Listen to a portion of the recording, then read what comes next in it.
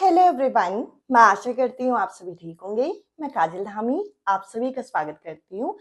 Finally मैं आप लोगों के लिए एक फाइनल सेशन यहाँ पे लेके आई हूँ, जिसमें मैं पेपर 2 साइंस के लिए यहाँ पे एक स्पेशल मैराथन आपके साथ डिस्कस करूंगी, जिसमें हम लोगों के यहाँ पे लास्ट 3 प्रीवियस ईयर पेपर जो है, जो कि आप लोगों का 2023, इसके अलावा 2024 में अभी आप लोगों का 21 जनवरी को जो आप लोगों का पेपर हुआ था, साथ ही साथ जो 7 जुलाई को आपका पेपर हुआ था और यहाँ पे जो 23 अगस्त को पेपर हुआ था, ये मैं आप लोगों के साथ यहाँ पे डिस्कस करने वाली हूँ। जैसा कि आपको पता है 14 तारीख को आपकी सीटेट की परीक्षा है, तो अभी आप लोगों के साथ मैं रीसेंट पेपर आप लोगों के साथ यहाँ इसलिए डिस्कस कर रही हूँ ताकि आपको एक कंटेंट का एरिया यहाँ पे एक कॉन्फिडेंस लेके आए और साथ ही साथ जो पैडागोजी है आपको यहाँ पे क्लियर हो कि अभी लेटेस्ट पेपर में यहाँ किस एरिया से पूछा गया है। तो चलिए आज का ये इंपॉर्टेंट सेशन में यहाँ पे स्टार्ट करती हूँ और मैं उम्मीद करूंगी कि आप लोगों की प्रेपरेशन बहुत अच्छे लेवल पे चल रही होगी। अब मैं आप लोगों के साथ पहला पेपर सेट यहाँ पे शुरू कर रही हूँ, जो कि अगस्त 2023 का पेपर है। और अगर आप साइंस का सेक्शन अपने क्वेश्चन पेपर में देखेंगे तो ये आपको क्वेश्चन नंबर 61 से लेकर क्वेश्चन नंबर 90 तक के जो 30 क्वेश्चन होंगे, ये आपको साइंस के सेक्शन के देखने को मिलेंगे। तो चलिए 2023 से स्टार्ट करके फिर जनवरी 2024 और जुलाई 2024 के पेपर हम कवर करने वाले हैं। तो पहला क्वेश्चन हमारे सामने है, जिसमें बोल रखा है read the statement given below and choose the correct option. यानी कि निम्नलिखित कथनों को आपको पढ़ना है और सही विकल्प का आपको यहाँ पे चयन करना है।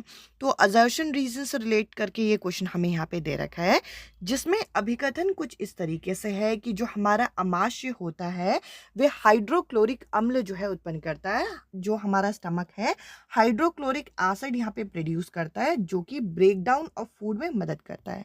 हम लोगों ने यहाँ पे ह्यूमन डाइजेस्टिव सिस्टम यहाँ पे देखा था, जिसमें ये पॉइंट कहीं ना कहीं सही है।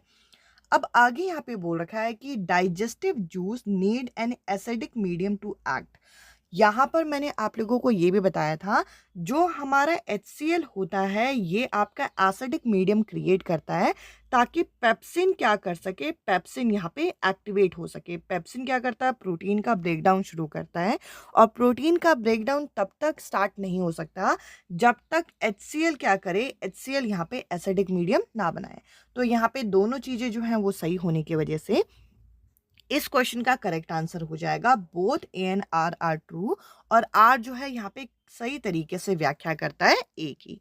इसके अलावा अगर हम नेक्स्ट क्वेश्चन यहाँ पे देखें तो नेक्स्ट क्वेश्चन हम लोगों को क्या बोल रखा है, what does the term nitrogen fixation means. अब ये जो नाइट्रोजन फिक्सेशन है, इस शब्द का क्या अर्थ है, यहाँ पे हम लोगों को बोल रखा है। तो देखिए आप लोगों ने नाइट्रोजन साइकिल का टॉपिक यहाँ पे पढ़ा था, और नाइट्रोजन साइकिल में अगर हम देखें नाइट्रोजन फिक्सेशन का मतलब क्या होता है कि जब हम जो एटमॉस्फेरिक नाइट्रोजन होता है उसको हम अगर कन्वर्ट करते हैं, वो भी यूजेबल फॉर्म में, और कुछ नाइट्रोजन फिक्सेशन बैक्टीरिया इसमें हमारे मदद करते हैं, जिसमें एटमॉस्फेरिक नाइट्रोजन को यहाँ पे कंपाउंड ऑफ नाइट्रोजन में कन्वर्ट किया जाता है ताकि उसे यहाँ पे लिविंग ऑर्गेनिज्म उसे यूज कर सके। तो यहाँ पे कन्वर्जन जो नाइट्रोजन कंपाउंड का उनके गैसेस फॉर्म में, ये सही नहीं है। हम अमोनियम को नाइट्रेट में कन्वर्ट करते हैं, इसे नाइट्रोजन फिक्सेशन नहीं बोलते। इसे डेड मैटर यूज करते हैं, इसे नहीं बोलते। यहाँ पे जब आप एटमॉस्फेरिक नाइट्रोजन को यूजुअल फॉर्म में यूज करते हो तो इसे हम नाइट्रोजन फिक्सेशन बोलते हैं। अब अगला ये जो क्वेश्चन है, क्वेश्चन नंबर 63, इसमें बोल रखा है eight which of the following position does the spring have least potential difference.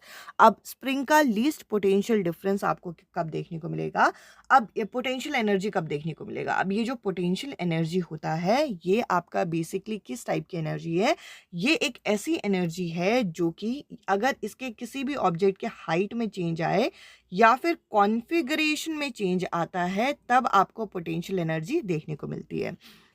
Height में जो चेंज होता है उसे आप mgh के नाम से जानते हो, यानी कि हाइट के केस में यहाँ पे पोटेंशियल एनर्जी होती है mgh।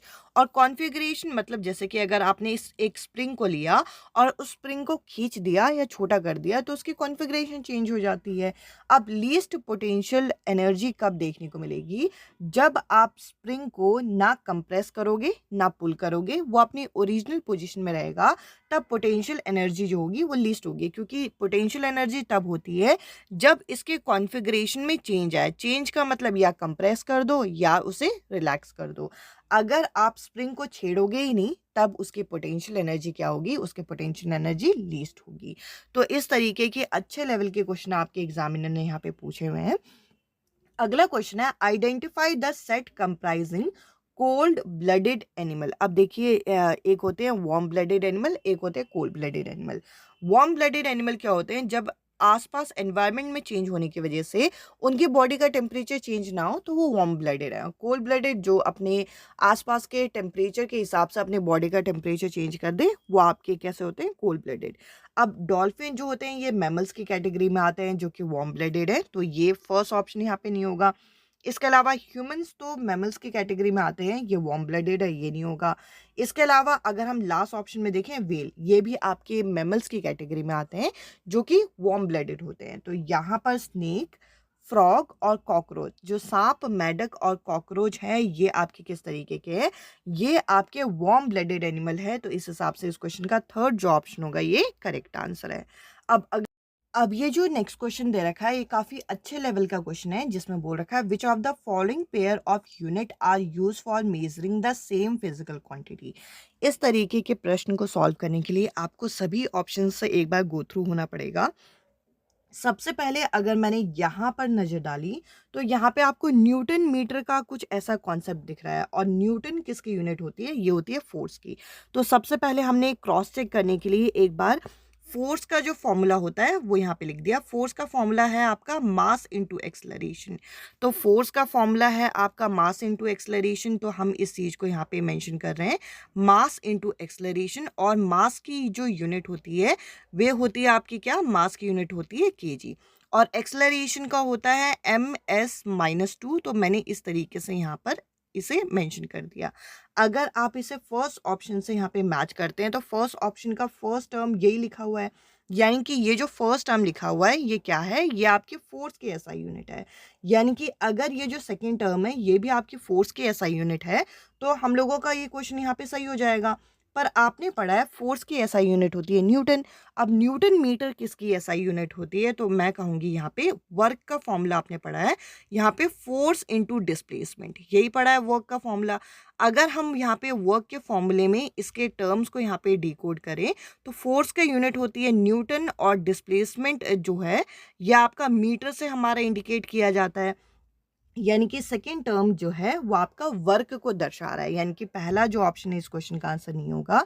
इस तरीके से आपको इस क्वेश्चन को यहाँ डिकोड करना है। अब सेकेंड ऑप्शन को देखने के लिए मैंने यहाँ पे देखा वॉट। अब वॉट जो होती है ये आपकी पावर की यूनिट है इस तरीके से, और ये जो केजी आपको ये टर्म दिख रहा है ये टर्म के लिए हम यहाँ पे एनर्जी का कॉन्सेप्ट जो है वो लगा के देख सकते हैं। एनर्जी दो तरीके की होती है, काइनेटिक और एक पोटेंशियल। अगर मैं यहाँ पे काइनेटिक एनर्जी का फॉर्मूला लगाऊं तो वो फॉर्मूला होता है ½ mv²। तो मैं इस तरीके से लगा सकती हूँ, मैंने यहाँ लगाया। हाफ को तो हम किसी भी एसआई यूनिट में यहाँ पे काउंट नहीं करते, बट आपको पता है कि मास की यूनिट क्या होती है? मास की यूनिट होती है केजी, और वेलोसिटी की यूनिट होती है ms-1। ये तो आप लोगों ने पढ़ा होगा। अब ms-1 का भी क्या हो जाएगा? यहाँ पे स्क्वायर हो जाएगा। तो यहाँ पर m², इसके अलावा स्लैश यहाँ पे s², ये इसका फाइनल आंसर आएगा। अगर आप इस चीज़ को ध्यान से देखते हैं तो हमें इतना पता चला ये जो सेकेंड टर्म है ये किसकी यूनिट है? ये आपकी एनर्जी की यूनिट है। और मैंने कहा था इसमें जो सेकेंड टर्म आपको यहाँ पे दे रखा है इसमें वॉट दिख रहा है, और वॉट जो है आपकी पावर की यूनिट है, ये हमें पता है। अब पावर का फॉर्मूला क्या होता है? पावर का फॉर्मूला यहाँ पे हम लोगों ने पढ़ा है, ये होता है आपका एनर्जी अपॉन टाइम, ये हम लोगों ने बेसिक पढ़ा हुआ है। अब एनर्जी की अगर हम बात करें तो एनर्जी में आप यहाँ पर इसे किस तरीके से लिख सकते हैं? अब एनर्जी अगर मैं यहाँ पर से निकालूं, क्योंकि आपको इसे एनर्जी के साथ रिलेशन देखना है। एनर्जी अगर हम इसमें निकालते हैं तो एनर्जी का फॉर्मूला होता है P/T, यही होगा। पावर की यूनिट है वॉट और टाइम की यूनिट होती है सेकेंड्स। यानी कि हम कह सकते हैं कि जो सेकेंड वाला टर्म है उसमें दोनों ही चीज़ें जो हैं ये आपकी किस चीज़ को दर्शा रही है? दोनों ही चीज़ें यहाँ पे एनर्जी को दर्शा रही है। तो आपको इस तरीके से सारे ऑप्शन को मिक्स करके एक एक करके मैच करना था कि कौन सी चीज़ें सेम यहाँ पे दिखा रही हैं। तो इस तरीके का अच्छे लेवल का क्वेश्चन आपके एग्जामिनर ने फ्रेम किया था। अब अगला ये जो क्वेश्चन है, इस क्वेश्चन के अंदर क्या बोल रखा है, नेक्स्ट ये जो क्वेश्चन है, इस क्वेश्चन में हमें बोल रखा है रीड द फॉलोइंग पैराग्राफ। इस पैराग्राफ को आपको पढ़ना है और इसमें जो फिल इन द ब्लैंक्स है उसे आपको करेक्टली यहाँ पे फिल करना है। यहाँ पे बोल रखा है ड्यूरिंग फर्टिलाइजेशन, यहाँ पे जो निषेचन के पश्चात जो पिता के शुक्राणु है और माता के जो यहाँ पे एग सेल होते हैं, ये क्या करते हैं, ये आपस में फ्यूज करते हैं और फ्यूज करने के बाद क्या बनाते हैं, डब्ल्यू बनाते हैं। फ्यूज करने के बाद सीधा यहाँ पे भ्रूण नहीं बनता है, यहाँ पे आपका एम्ब्रियो बनता है। तो एक ऑप्शन तो आपको सबसे पहले यहाँ पे कटता हुआ दिख गया। जब भी ऐसे multiple fill in the blanks या मल्टीपल स्टेटमेंट वाले क्वेश्चन आएंगे, आप यहाँ पे सबसे पहला काम क्या करेंगे, पढ़ते पढ़ते ऑप्शंस को भी एलिमिनेट करेंगे।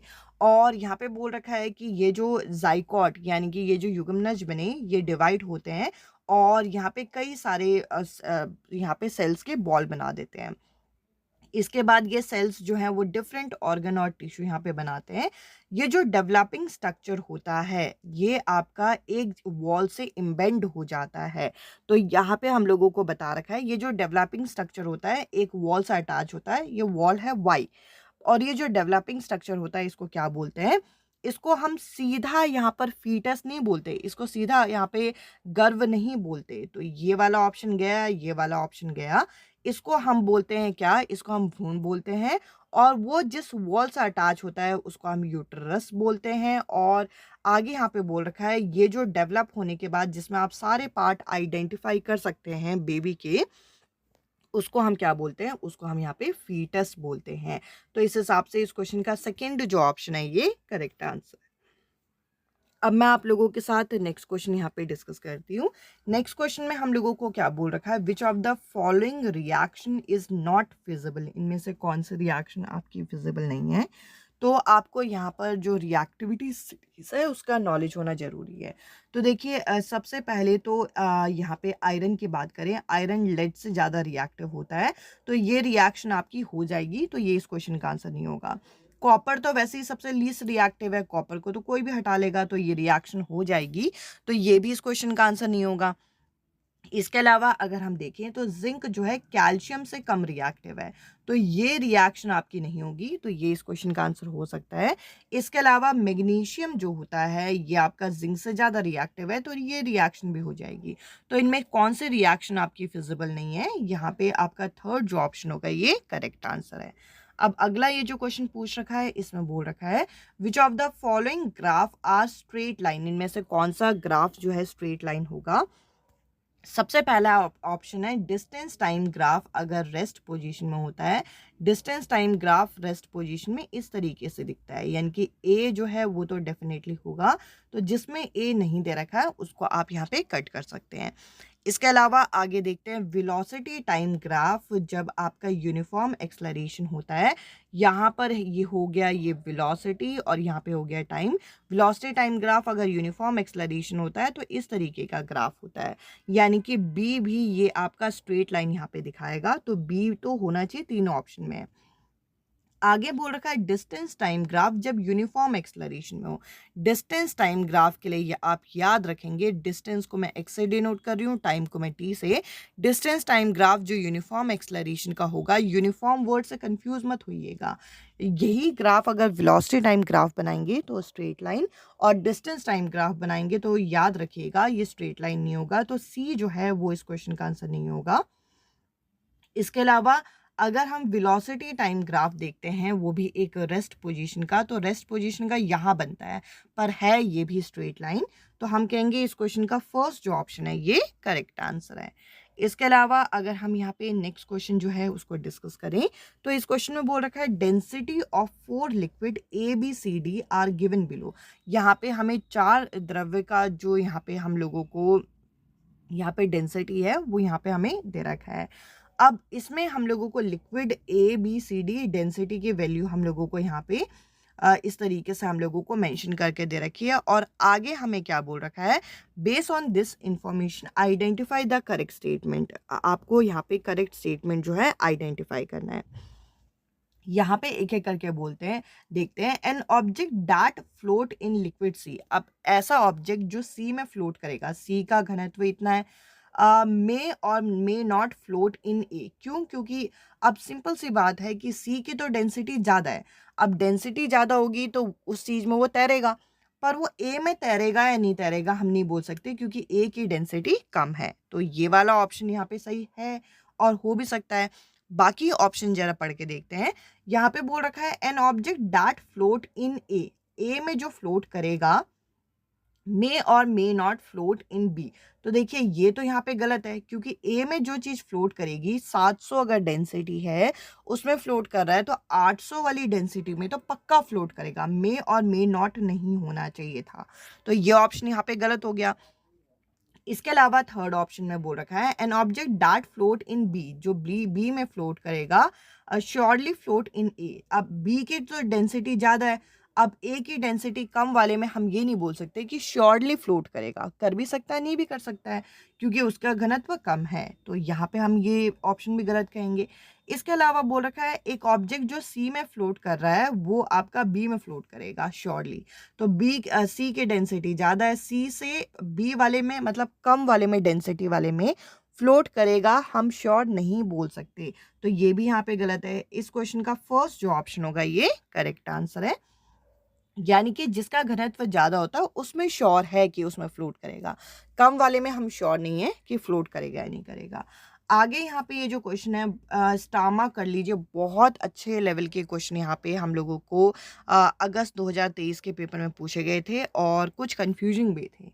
यहाँ पे असर्शन है कि इलेक्ट्रिक करंट एक वेक्टर क्वांटिटी है, यहाँ पे बोल रखा है।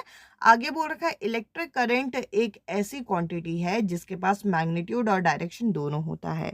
तो देखिए ये वाला जो रीजन है वो सही है, बट यहाँ पर ये वेक्टर नहीं है, ये स्केलर क्वांटिटी है। जो मैंने आपको पेड नोट्स पे प्रोवाइड किए हैं, जो मैंने आप लोगों को सीटेट की क्लासेस भी दी हैं, ये पॉइंट मैंने अलग से इलेक्ट्रिक करंट के बारे में बताया था। ये स्केलर क्वांटिटी होने के बावजूद भी ये सदिक राशि होने के ये सदिक राशि यहाँ पे नहीं है, और ये एक स्केलर क्वांटिटी होने के बावजूद भी ये इसमें दिशा और आपको परिणाम जो है वो आपको यहाँ पे देखने को मिलता है, यानी कि क्वांटिटी और मैग्नीट्यूड और डायरेक्शन इसमें दोनों देखने को मिलता है। तो इस क्वेश्चन में यहाँ पे वेक्टर क्वांटिटी से इसे रिलेट करके ये नहीं बनाया गया, यहाँ पर ये जो असर्शन है वो गलत है। तो इस क्वेश्चन को ध्यान से देखिएगा। इसके अलावा नेक्स्ट ये जो क्वेश्चन है इसमें बोल रखा है which of the following cell organelle contain their own DNA. इनमें किसमें अपना खुद का डीएनए होता है? तो देखिए मैंने जब ये सेल चैप्टर पढ़ाया था मैंने बताया था कि प्लास्टिड माइटोकॉन्ड्रिया के पास अपना डीएनए होता है। साथ ही साथ अगर आप वैक्यूल की बात करें तो इसमें नहीं होता। तो डी जिसमें दे रखा है उसको तो आप इस तरीके से कट कर ही सकते हैं। साथ ही साथ न्यूक्लियस के पास भी अपना खुद का जेनेटिक मटेरियल होता है जो कि वो ट्रांसफर करता है। तो आप कहेंगे इस क्वेश्चन का जो करेक्ट आंसर है वो क्या होगा? वो होगा यहाँ पे ए, बी एंड सी, जो कि इस क्वेश्चन का करेक्ट आंसर है। ये क्वेश्चन तो बहुत डायरेक्ट, बहुत ईजी सा क्वेश्चन था।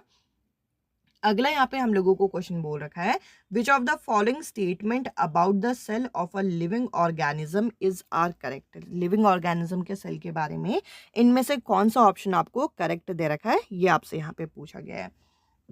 पहले ऑप्शन में all are microscopic and can not be seen by naked eyes. ये गलत है, क्योंकि अगर आप ऑस्ट्रिच का सेल देखते हैं तो वो नेकेड आइज से देखा जा सकता है। अगला है कि ऑल हैव सेल वॉल। ऐसा नहीं है, प्लांट सेल में सेल वॉल होती है, एनिमल सेल में नहीं होती, तो ये भी गलत है। All have nuclear membrane. आपने प्रोकैरियोटिक यूकैरियोटिक के बारे में पढ़ा है, प्रोकैरियोटिक में नहीं होती न्यूक्लियर मेम्ब्रेन, यूकैरियोटिक में होती है, तो ये भी गलत है। ऑल हैव सेल मेम्ब्रेन, ये यहाँ पे सही है। तो ओनली ए जो होगा, केवल डी जो होगा, सॉरी ओनली ए नहीं, मतलब ओनली डी जो कि फर्स्ट ऑप्शन में है, ये इस क्वेश्चन का करेक्ट आंसर है। इसके अलावा नेक्स्ट क्वेश्चन में हमें एक मैच द फॉलोइंग दे रखा है। अच्छा सा क्वेश्चन है, इजी सा, अगर आप यहाँ पे देखते हैं तो देखिए अलग अलग चीज़ें हम लोगों को यहाँ पे दे रखी हैं और ये बोल रखा है कि इसे डिकम्पोज होने में कितना टाइम लगेगा, ये आपको यहाँ पे देखना है। तो अगर मैं यहाँ पे प्लास्टिक बॉटल की बात करूँ तो देखिए प्लास्टिक जो होता है वो इजीली डिकम्पोज नहीं होता। अगर आप अंदाज भी लगाओ तो इसे बहुत साल लग जाएंगे। तो ए का क्या होना चाहिए? ए का तो डेफिनेटली यहाँ पे हम लोगों का 5 होना चाहिए। तो ए का 5 किस ऑप्शन में दे रखा है? सिर्फ और सिर्फ एक ही, सॉरी 2 ऑप्शन में दे रखा है, एक नहीं 2 ऑप्शन में। इसके अलावा अगर आप यहाँ पे बनाना पील की बात करें, यहाँ पे अगर हम बनाना पील की बात करें तो ये सबसे पहले जल्दी सड़ता है। ये तो कई बार फ्रिज वगैरह में भी रखा होगा तो भी इजीली सड़ जाएगा। तो डी का यहाँ पे क्या होना चाहिए, डी का यहाँ पे सेकंड होना चाहिए, क्योंकि 1 से 2 हफ्ते में इजीली ये आपका सड़ जाता है, डिकम्पोज हो जाता है।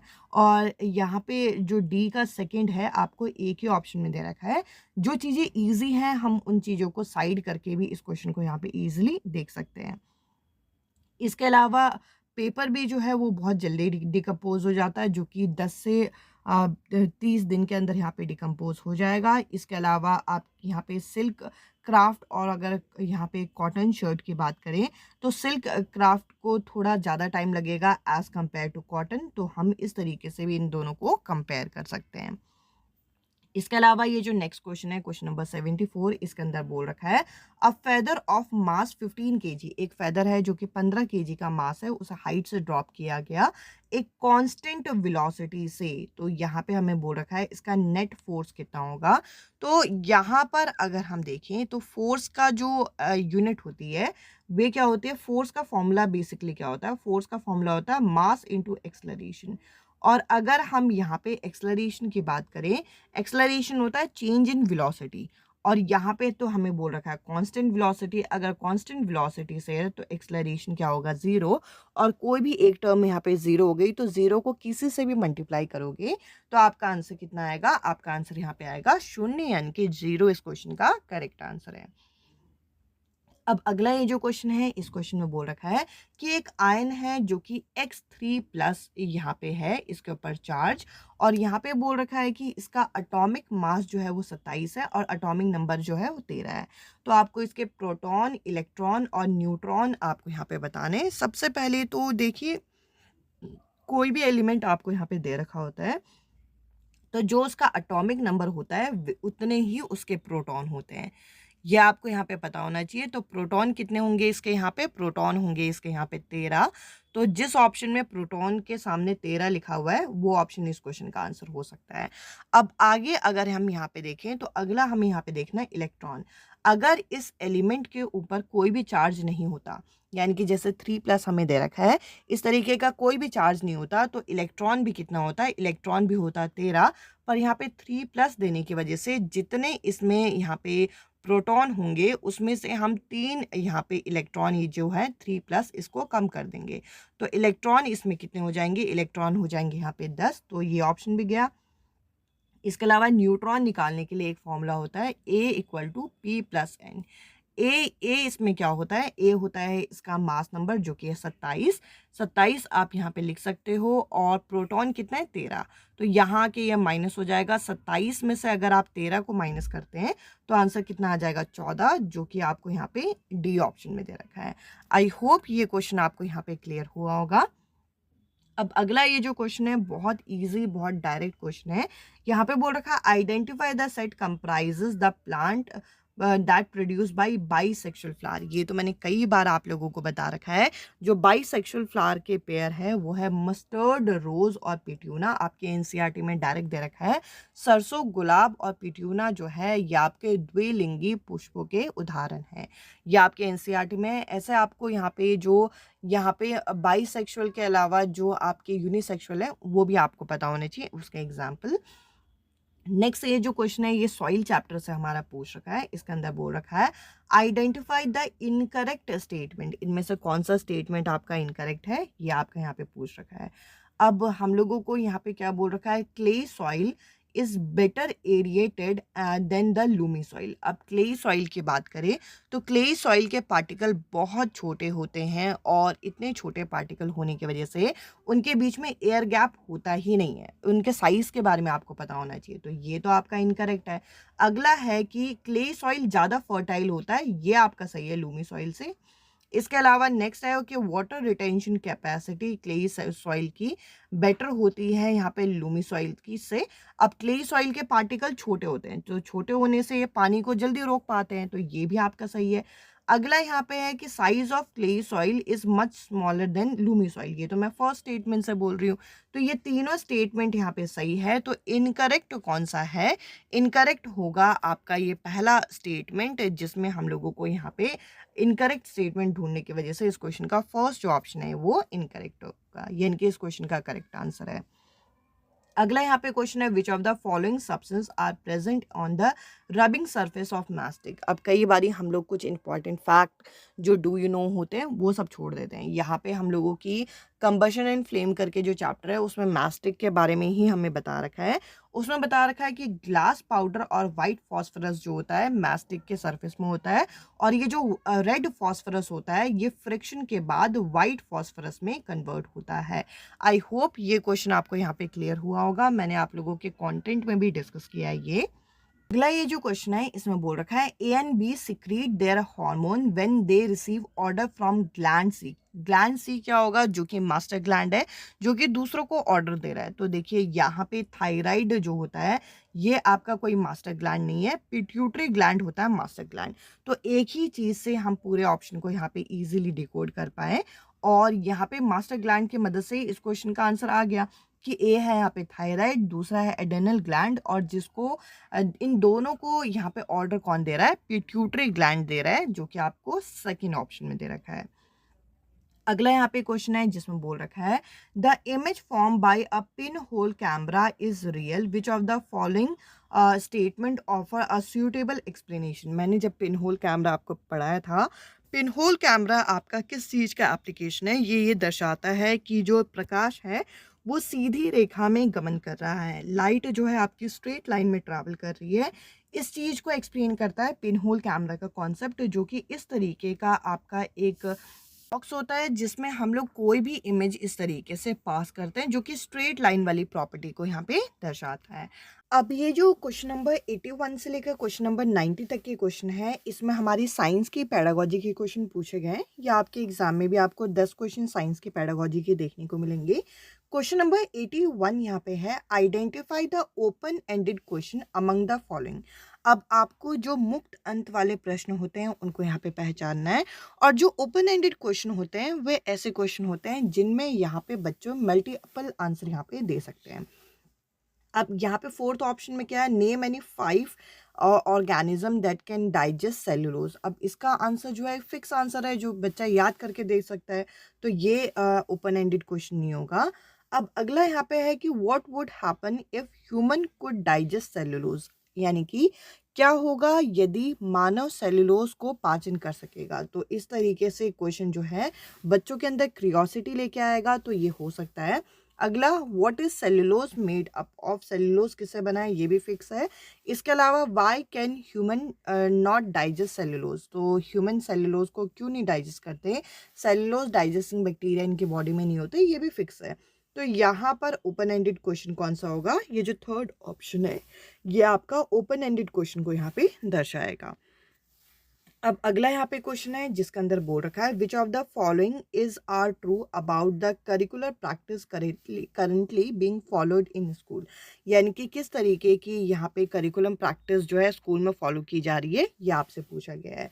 पहले ऑप्शन में हम लोगों को क्या बोल रखा है कि science and mathematics are being taught integratedly as science and technology in elementary class. ऐसा तो है नहीं कि साइंस और मैथ्स को साथ में पढ़ाया जा रहा है, साइंस और मैथ्स जो है सेपरेट सब्जेक्ट है, और इसको यहाँ पर साइंस एंड टेक्नोलॉजी करके दो कंबाइन, मतलब दोनों सब्जेक्ट को कंबाइन नहीं पढ़ाया जा रहा। तो ये तो आपका गलत है, तो ए तो होना नहीं चाहिए, जिसमें ए ऑप्शन दे रखा है उसको आप यहाँ पे काट दीजिए।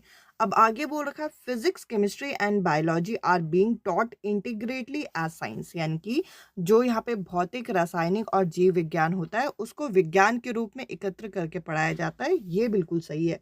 हमारी एनसीईआरटी की किताबों में भी ऐसे ही दे रखा है, तो बी तो डेफिनेटली यहाँ पे करेक्ट है। आगे बोल रखा है science and social science are being taught integratedly as EVS. EVS की किताब आप खोल के देखेंगे तो कुछ चैप्टर आपको साइंस के लगेंगे, कुछ चैप्टर सोशल साइंस के, क्योंकि इंटीग्रेटेड फॉर्म में पढ़ाया जाता है, तो ये भी सही है। तो यहाँ पे बी और सी यहाँ पे सही होने की वजह से इस क्वेश्चन का फर्स्ट जो ऑप्शन होगा ये यहाँ पे करेक्ट आंसर है। अब मैं आप लोगों के साथ नेक्स्ट क्वेश्चन डिस्कस कर रही हूँ जिसमें बोल रखा है a group of student is engage in an activity. कुछ बच्चों का समूह है जो किसी गतिविधि में यहाँ पे संलग्न है।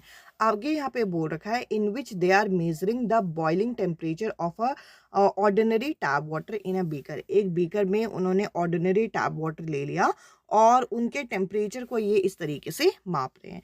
Which of the following is not a suitable indicator to assess them on this task. तो इनमें से कौन सा एक suitable इंडिकेटर यहाँ पे नहीं होगा, ये पूछ रखा है।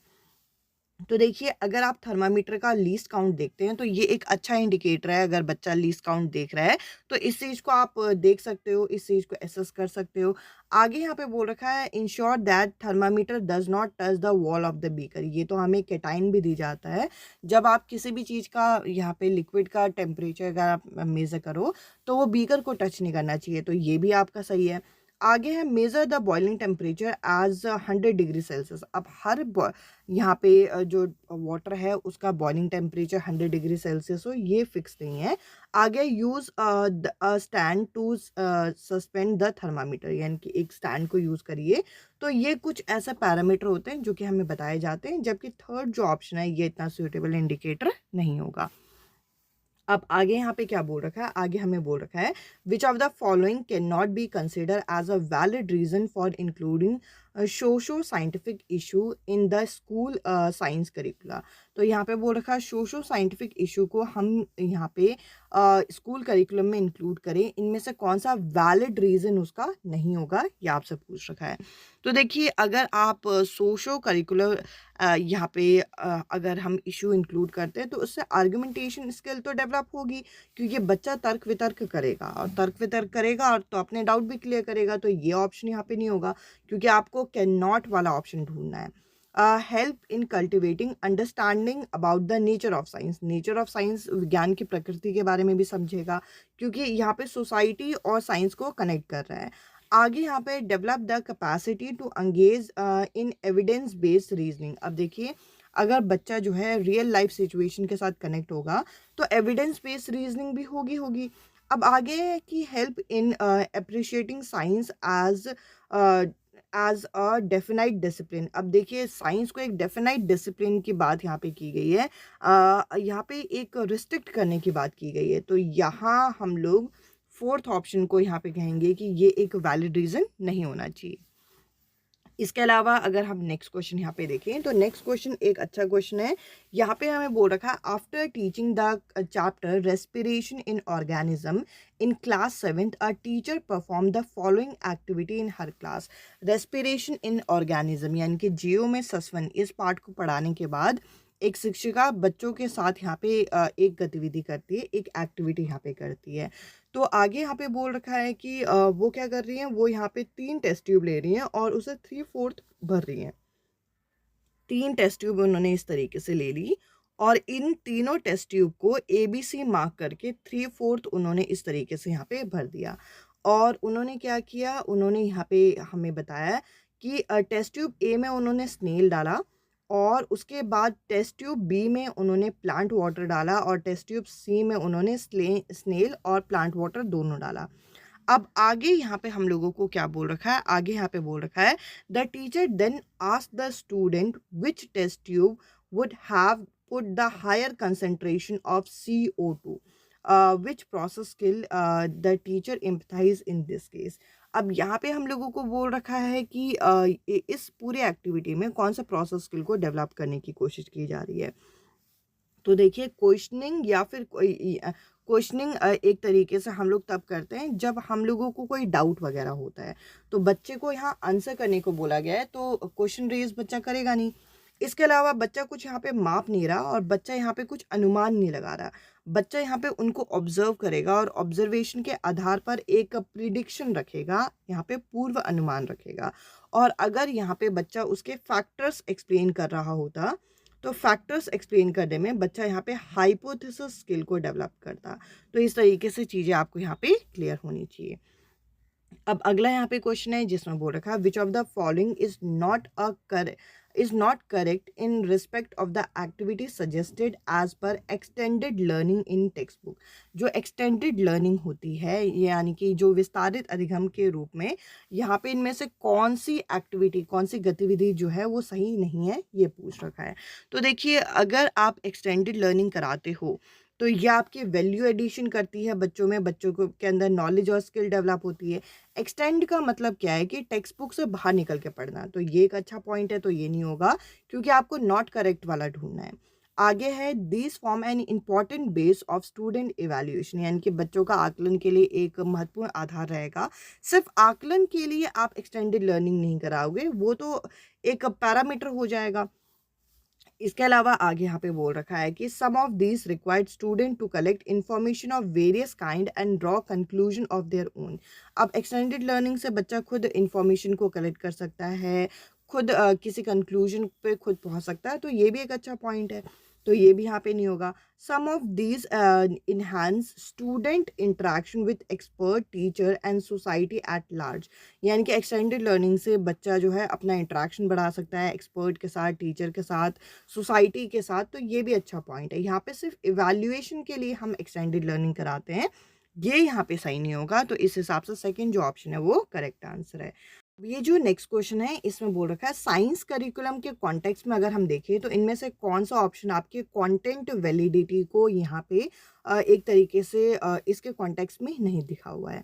तो देखिए, कंटेंट वैलिडिटी का यहाँ पे क्वेश्चन है कि इनमें से कौन सा कंटेंट वैलिडिटी को यहाँ पे नहीं दर्शाएगा। तो एक एक ऑप्शन को अगर आप पढ़ेंगे, सबसे पहले कंटेंट अपडेटेड होना चाहिए, ये तो बिल्कुल सही है, तो ये वाला ऑप्शन इस क्वेश्चन का आंसर होना नहीं चाहिए, तो ए जिसमें है आप इस ऑप्शन को यहाँ पे काट सकते हैं।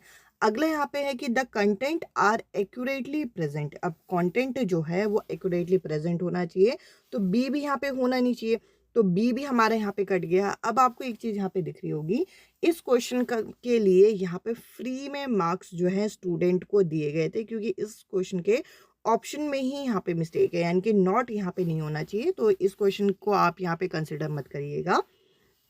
इसके अलावा अगर हम यहाँ पे नेक्स्ट क्वेश्चन की तरफ बढ़ें, तो नेक्स्ट क्वेश्चन में हमें क्या बोल रखा है, which of the following can be consider as the most suitable rational for team teaching. Team teaching के लिए सबसे सूटेबल रैशनल इनमें से क्या है। यहाँ पे हम लोगों को बोल रखा है it is an effective strategy for a large scale class, यानी कि ये एक लार्ज स्केल क्लास के लिए एक अच्छा रैशनल होता है टीम टीचिंग। अच्छा पॉइंट है, बट अभी हम अपने कंक्लूजन में नहीं पहुंच सकते। अब यहाँ पे बोल रखा है कि it benefit the student with diverse expertise, यानी कि अलग अलग एक्सपर्टीज के बच्चों को ये हेल्प करता है, ये भी एक अच्छा पॉइंट है।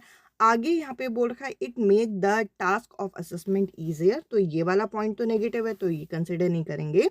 आगे है it is helpful in increasing student participation. Student participation team teaching में बढ़ती है, बट यहाँ पर अगर हम देखें तो जो डाइवर्स एक्सपर्टीज वाले बच्चे हैं उनको बेनिफिट होगा। ये पॉइंट सबसे ज़्यादा आपका मोस्ट सूटेबल होगा, मोस्ट यहाँ पे पूछा गया है। अगर आप इसमें फर्स्ट, सेकंड और फोर्थ ऑप्शन को देखो, सारे ऑप्शन आपको सही मिलेंगे, बट यहाँ पे डाइवर्स एक्सपर्टीज वाले बच्चों को यहाँ पे अपॉर्चुनिटी मिलेगी, बेनिफिट मिलेगा, इनको लाभ होगा, ये सबसे बढ़िया पॉइंट है।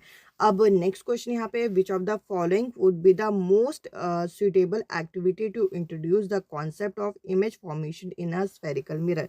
इमेज फॉर्मेशन जो स्फेरिकल मिरर में होता है, उसके लिए सबसे सूटेबल एक्टिविटी क्या है। तो देखिए, आप यहाँ पे स्फेरिकल मिरर का कॉन्सेप्ट पढ़ा रहे हैं, तो प्लेन मिरर ले आएंगे तो उससे कोई इम्पॉर्टेंट उसको कॉन्सेप्ट यहाँ पे बिल्ट नहीं होगा, क्योंकि प्लेन मिरर अलग है, स्फेरिकल मिरर अलग है। इसके अलावा बच्चों को सीधा यहाँ पे रिफ्लेक्शन का कॉन्सेप्ट पढ़ाएंगे, तो यहाँ पे बच्चा क्लास में एंगेज नहीं हो पाएगा। लास्ट ऑप्शन में यहाँ पे बोल रखा है कि बच्चों को सीधा रे डायग्राम करा दो, ये भी इंपॉर्टेंट नहीं है। आप एक स्टील की स्पून से यहाँ पे उन्हें कॉनकेव मिरर, कॉन्वेक्स मिरर का कॉन्सेप्ट समझाएंगे, तब बच्चा उस चीज़ को ज़्यादा अच्छे से यहाँ पे ग्रास्प कर पाएगा, अच्छे से समझ पाएगा। इस क्वेश्चन का सेकंड जो ऑप्शन है वो करेक्ट आंसर है। और इस पेपर सेट का लास्ट क्वेश्चन अगर हम यहाँ पे देखें तो इसके अंदर बोल रखा है which of the following is not implied by the statement good science education is true to child, true to life and true to discipline.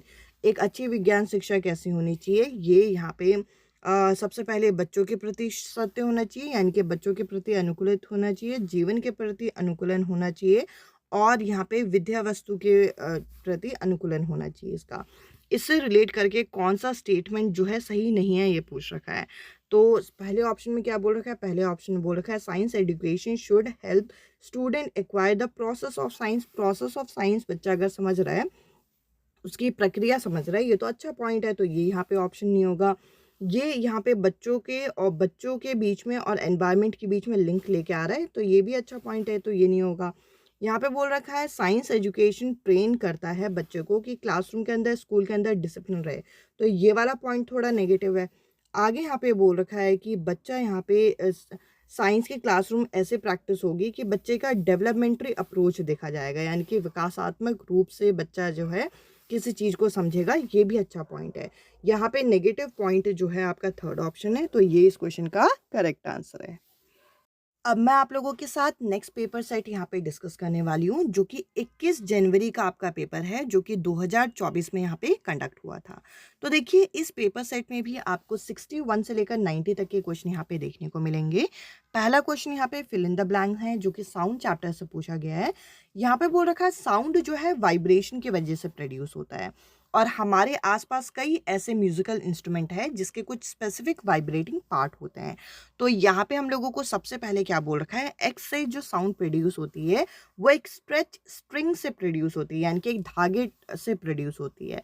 तो देखिए वो ढोलक तो नहीं हो सकता, ये ऑप्शन यहाँ पे आपका कट गया।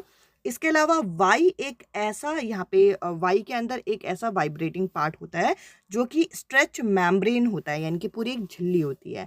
तो आपको यहाँ पे देखने को मिलेगा कि वायलिन में आपके झिल्ली नहीं होती, उसमें तो तार टाइप का होता है, तो ये ऑप्शन आपका एक और कट गया। इसके अलावा जेड एक ऐसा म्यूजिकल इंस्ट्रूमेंट है जिसमें एयर कॉलम होते हैं।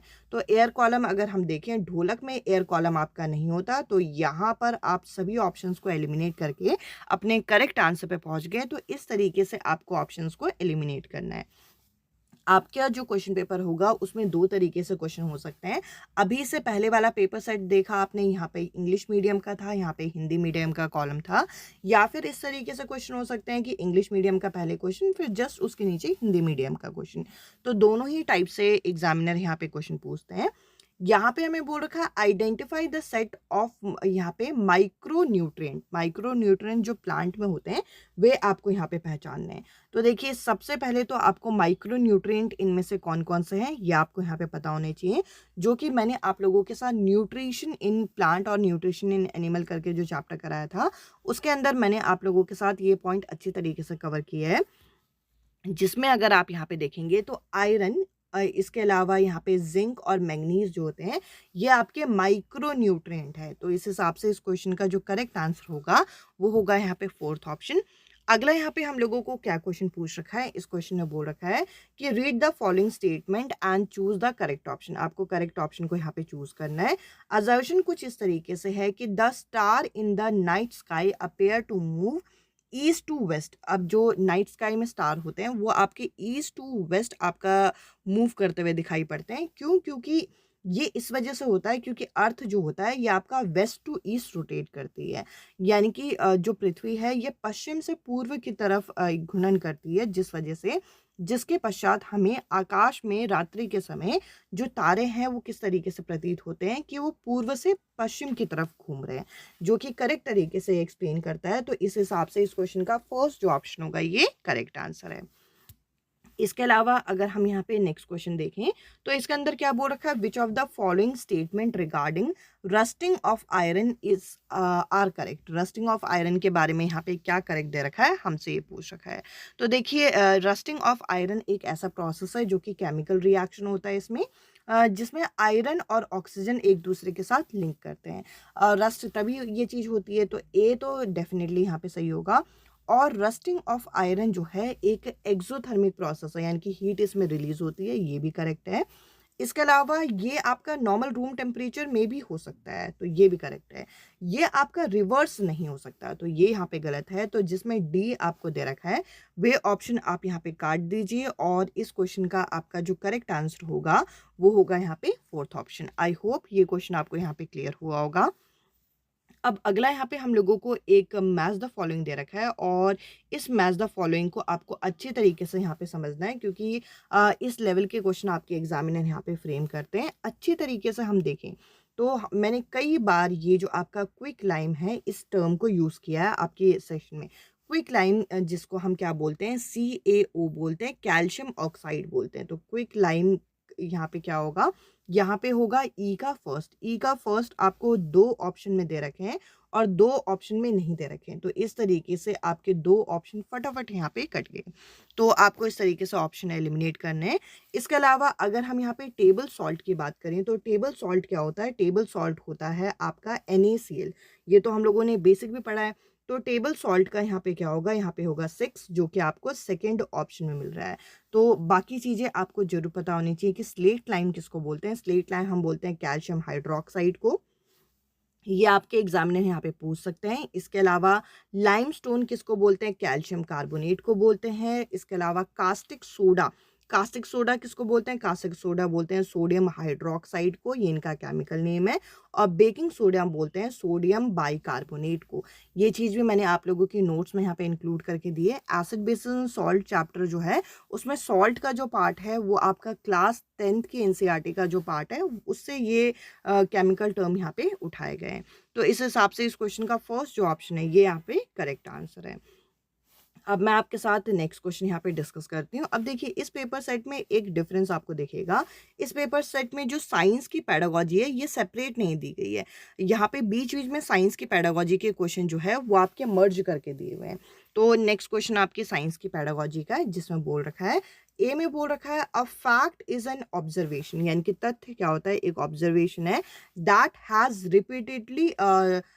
Has repeatedly been found to be true over a time. अब यहाँ पर अगर मैं देखूं कि फैक्ट क्या होता है, फैक्ट एक तरीके का ऑब्जर्वेशन है जो कि कई टाइम से सही हो रहा है, ये चीज रिपीटेडली फाउंड हुआ है, तो ये आपका सही है। अब आगे यहाँ पे ये बोल रखा है कि a law is a theory. Law क्या है, एक थियरी है जो कि यहाँ पे रिपीटेडली सही मानी गई है over the time. Law theory नहीं होती। लॉ एक तरीके से आपका ऑब्जर्वेशन के आधार पर बनाया जाता है जो कि काफ़ी टाइम से देखा जाता है। और किस चीज़ का ऑब्जर्वेशन, यहाँ पर किसी भी ऑब्जर्वेशन के बीच में जो रिलेशनशिप स्टेब्लिश होता है उस चीज़ के आधार पर बनाया जाता है। ये अभी रिसेंट पेपर में भी क्वेश्चन पूछा गया है। लॉ थियरी नहीं है। थियरी क्या होती है, थियरी एक तरीके की एक्सप्लेनेशन होती है। तो यहाँ पे हम कहेंगे कि डेफिनेटली बी तो गलत है। तो अगर बी गलत है तो ओनली ए जो है इस क्वेश्चन का यहाँ पे सही आंसर है। इस क्वेश्चन का आंसर आप इस तरीके से भी देख सकते थे कि लॉ तो डेफिनेटली थियरी नहीं है और फैक्ट जो होता है वो ऑब्जर्वेशन पर ही आधारित होता है, और जो कि कई समय से यहाँ पे तथ्य जो है एक अवलोकन पर ही आधारित होता है, जो कि कई सही टाइम से ये देखा गया है कि वो चीज़ यहाँ पे सही हो रही है। अब अगला यहाँ पे हम लोगों को क्वेश्चन बोल रखा है इस क्वेश्चन में, रीड द फॉलोइंग टेक्स्ट। अब यहाँ पे टेक्स्ट आपको यहाँ पे पढ़ना है और इस टेक्स्ट को पढ़ के ये बताना है कि इनमें से कौन सा ऑब्जर्वेशन है और कौन सा इन्फ्रेंस है। मैंने आपको बोला था ये ऑब्जर्वेशन इन्फ्रेंस वाले क्वेश्चन हर बार आते हैं। ये जनवरी के पेपर में भी आया 2024 में, और ये 7 जुलाई के पेपर में भी आया है। तो ये पेडागोजी में मस्त क्वेश्चन यहाँ पे पूछा जाता है इस टॉपिक से। यहाँ पे बोल रखा है when a negatively charge rod is brought near to uncharge electroscope. अगर एक नेगेटिवली चार्ज रॉड को एक अनचार्ज इलेक्ट्रोस्कोप के पास लेके आया जाएगा तो ये 3 चीज देखी जाएगी। क्या चीज यहाँ पे देखी जाएगी, जरा देखते हैं। यहाँ पे बोल रखा है the electroscope leave move further apart. अब यहाँ पे बोल रखा है कि इलेक्ट्रोस्कोप जो है वो थोड़ा दूर चला जाएगा। अब अगर मान के चलिए कि आप किसी इलेक्ट्रोस्कोप को देख रहे हो जिसके पास एक रॉड को लाया जा रहा है और वो थोड़ा दूर निकल गया, तो ये चीज़ आप देख पाओगे, तो ये तो ऑब्जर्वेशन है, डेफिनेटली ये ऑब्जर्वेशन है। आगे यहाँ पे बोल रखा है both the electroscope leave acquire similar charge. अब ये जो चार्ज होते हैं ये एक्वायर तो होते हैं, कोई एक्वायर करता है कोई रिलीज करता है, पर ये चार्ज दिखते थोड़ी है। ये तो हम कंक्लूड करेंगे कि भैया चार्ज उसने एक्वायर कर लिया होगा, तो ये इन्फ्रेंस है। आगे बोल रखा है the negative charge pass on the electroscope causing it leave to move far apart. अब यहाँ पे अगर हम देखें तो यहाँ पे बोल रखा है, एक एक्सप्लेनेशन दे रखा है कि यहाँ पे इलेक्ट्रोस्कोप के ऊपर नेगेटिव चार्ज आ गया होगा, इसलिए वो मूव करा। तो ये जो है नेगेटिव चार्ज, अब फिर से वही वाली बात की नेगेटिव चार्ज आप देख थोड़ी पा रहे हो, हाँ उसकी मूवमेंट हम देख पा रहे हैं, जिसकी वजह से मैंने पहले वाले केस को ऑब्जर्वेशन कहा, बट ये आपका क्या होगा, इन्फ्रेंस। तो यहाँ पे हम कहेंगे कि ए सिर्फ ऑब्जर्वेशन है, बाकी दोनों जो सिमिलर चार्ज हो गए, नेगेटिव चार्ज हो गया, ये जो चार्ज वाला कॉन्सेप्ट है, क्योंकि चार्ज दिख नहीं रहा, जो चीज़ दिख नहीं रही है वो ऑब्जर्वेशन, वो अवलोकन नहीं हो सकती। तो इस हिसाब से इस क्वेश्चन का फर्स्ट जो ऑप्शन है ये यहाँ पे करेक्ट आंसर है। अब मैं आपके साथ नेक्स्ट क्वेश्चन यहाँ पे डिस्कस करती हूँ, जिसमें बोल रखा है which of the following gas are responsible for acid rain. इनमें से कौन सी गैस एसिड रेन के लिए रिस्पॉन्सिबल है, आपको ये बताना है। तो देखिए एसिड रेन जो है वो किस तरीके से बनती है, वे आपका यहाँ पर दो मेन गैसेस से यहाँ पे बनती है। सबसे पहले तो अगर हम यहाँ पे देखें तो आपको सबसे पहले एक टर्म यहाँ पे देख रहा है जो कि है सल्फर डाइऑक्साइड। सल्फर डाइऑक्साइड जो है वे आपका पानी के कांटेक्ट में आती है तब आपकी बनती है। और एक नाइट्रिक एसिड, आपने एक सल्फ्यूरिक एसिड के बारे में पढ़ा होगा, H2SO4, और एक नाइट्रिक एसिड HNO3, इनकी वजह से आपका एसिड रेन होता है। और ये दोनों चीज़ें आपकी यहाँ दे रखी है, नाइट्रोजन, ऑक्सीजन और ओजोन की वजह से एसिड रेन नहीं होता। यहाँ पर आपका डी ऑप्शन जो है वो यहाँ करेक्ट आंसर होगा। अगला यहाँ पे क्वेश्चन फिर से एक पैडागोजी बेस्ड क्वेश्चन है। यहाँ पे हमें बोल रखा है कि which of the following is not indicative a hypothesizing skill. Hypothesizing skill में याद रखिएगा जहाँ पर किसी चीज़ का एक्सप्लेनेशन दिया जा रहा हो, किसी चीज़ के एक्सप्लेनेशन दिया जा रहा हो, कोई फैक्टर बताया जा रहा है, कोई वाई फैक्टर बताया जा रहा है कि क्यों हुआ ऐसा, मतलब हमने ऑब्जर्वेशन किया, हमें ये वेरिएबल लगे, तो हम जो चीज़ आइडेंटिफाई करके बता रहे हैं दैट इज हाइपोथेसिस। आपको ये याद रखना है, वो होती है परिकल्पना। अब यहाँ पे हमें बोल रखा है formulating question that lead to inquiry. अब एक्सप्लेनेशन अगर आप दोगे तो क्वेश्चनिंग भी आएगी, ये हाइपोथाइजिंग है। अगला यहाँ पे बोल रखा है अटेम्प्टिंग टू एक्सप्लेन, अगर आप एक्सप्लेन करना चाह रहे हो कि क्या रिलेशन बना, तो ये भी हाइपोथेसिस है। अगला using the sense to gather information, मैंने आपको जब ऑब्जर्वेशन का के बारे में बताया था, मैंने ऑब्जर्वेशन में मैंने यही बताया था कि भैया ऑब्जर्वेशन क्या होता है, अवलोकन क्या होता है, जिसमें आप अपने सेंसेस की मदद से इंफॉर्मेशन को एकत्रित करते हो। तो दैट इज यहाँ पे दैट इज ऑब्जर्वेशन। क्या है, ऑब्जर्वेशन है, ये हाइपोथेसिस नहीं है। Identifying the variable of an experiment, ये भी आइडेंटिफाई जब आप कर रहे हो तो ये फैक्टर बताने के लिए आइडेंटिफाई कर रहे हो, तो वो भी हाइपोथाइजिंग स्किल है। यहाँ पे थर्ड जो ऑप्शन है ये आपका ऑब्जर्वेशन को दिखा रहा है, तो इस क्वेश्चन का ये करेक्ट आंसर नहीं होगा। अगला ये जो क्वेश्चन है इसमें बोल रखा है identify the correct statement from the following. अब आपको करेक्ट स्टेटमेंट यहाँ पे आइडेंटिफाई करना है, जिसमें यहाँ पे बोल रखा है कि generally non metal do not react with water. मैंने जब metal and non metal chapter कराया था, मैंने ये बार बार ये चीज़ बताई थी कि नॉन मेटल जनरली वाटर के साथ रिएक्ट नहीं करते और नॉन मेटल जनरली एसिड के साथ भी रिएक्ट नहीं करते। तो हम कहेंगे कि दोनों ही स्टेटमेंट जो है यहाँ पे करेक्ट है। अब अगला यहाँ पे जो क्वेश्चन है, इस क्वेश्चन के भी यहाँ पे दो ऑप्शन को CBSE ने कंसिडर किया था, तो दोनों ही ऑप्शन यहाँ पे इसके अकॉर्डिंग, क्वेश्चन के अकॉर्डिंग करेक्ट है, तो मैंने पहले मार्क कर दिया। यहाँ पे बोल रखा है a ball is thrown upward in the air, एक बॉल को ऊपर की तरफ फेंका गया, it reach a maximum height and then return to the thrower. अब वो मैक्सिमम हाइट तक पहुंची, मैक्सिमम हाइट तक पहुंचने के बाद वो थ्रोअर की तरफ वापस आई। अब यहाँ पे बोल रखा है which of the following quantity have the same value during the upward and downward motion. इनमें से कौन सा यहाँ पे अपवर्ड और डाउनवर्ड मोशन में सेम क्वांटिटी यहाँ पे रखेगा। तो देखिए डिस्प्लेसमेंट जो होगी वो तो यहाँ पे एक तरीके से जीरो हो जाएगी नीचे की तरफ आते हुए सेम डायरेक्शन में। इसके अलावा work done by a gravity, work done जब ऊपर की तरफ ऑब्जेक्ट जा रहा होगा तो वर्क डन ज़्यादा करना पड़ेगा, और ग्रेविटी की तरफ आते हुए ऑब्जेक्ट वो खुद ही आ जाएगा, तो ये भी नहीं होगा। तो इस हिसाब से CBSE ने इन दोनों ऑप्शन को यहाँ पे कंसिडर किया था।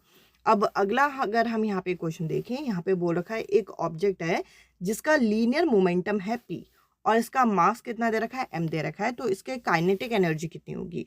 काइनेटिक एनर्जी का फॉर्मूला जल्दी से एक बार हम यहाँ पे लिख के देखते हैं। काइनेटिक एनर्जी का आपका फॉर्मूला होता है 12 mv², और क्योंकि यहाँ मोमेंटम की बात की गई है, मोमेंटम का फॉर्मूला होता है लीनियर मोमेंटम का P = m/v, ये तो आपको पता है।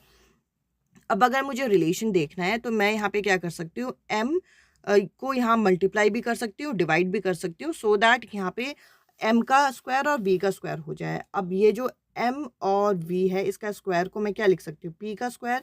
तो आंसर क्या आ गया, p²/2m, जो कि आपको थर्ड ऑप्शन में दे रखा है। बस बेसिक अगर आपको ये फॉर्मूले पता थे तो आप इस क्वेश्चन को यहाँ पे कर सकते हैं। अगला यहाँ पे हम लोगों को क्वेश्चन जो है वो दे रखा है। इस क्वेश्चन में क्या बोल रखा है, which of the following is the most suitable strategy for introducing the concept the student to the concept of chemical reaction at upper primary level. तो इनमें से सबसे बढ़िया तरीका क्या होगा।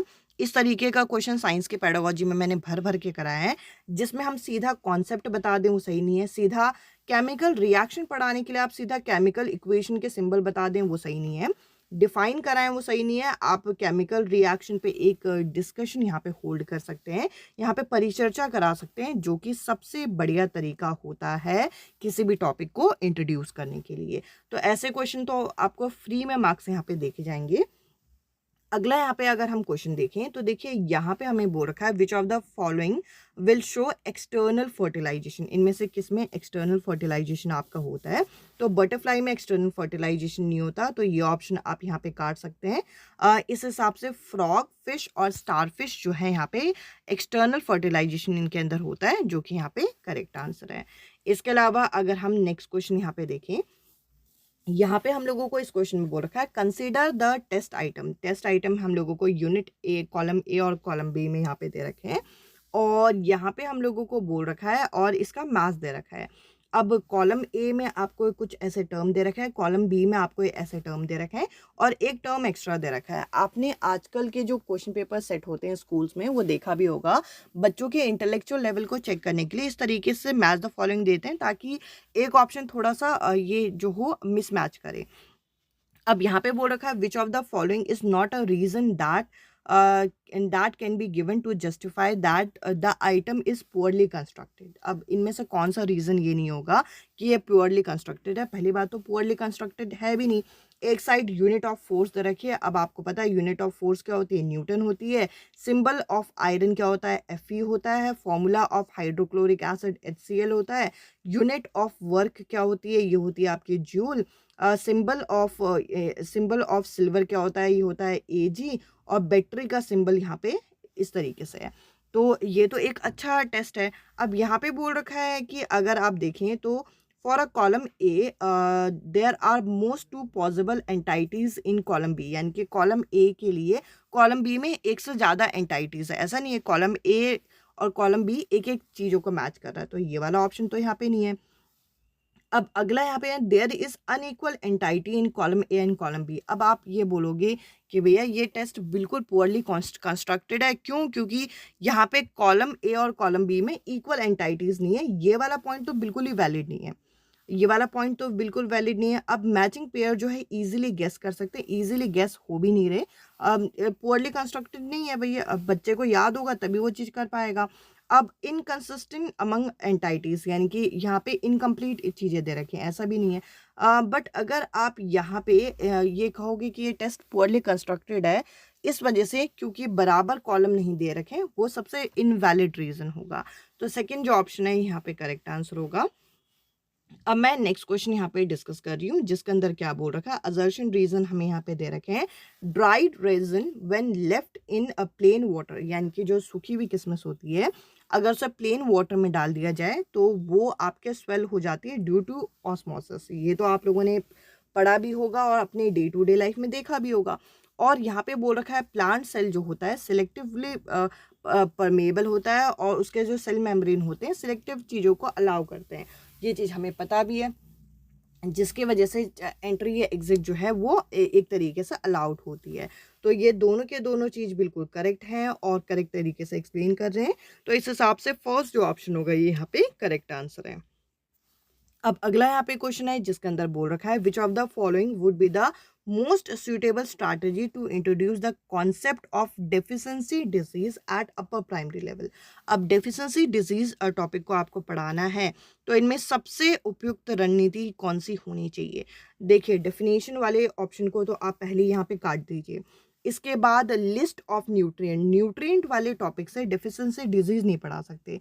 न्यूट्रिएंट वाले टॉपिक से तो आप कंपोनेंट ऑफ फूड पढ़ाएंगे, तो ये वाला ऑप्शन भी इतना इंपॉर्टेंट नहीं होगा।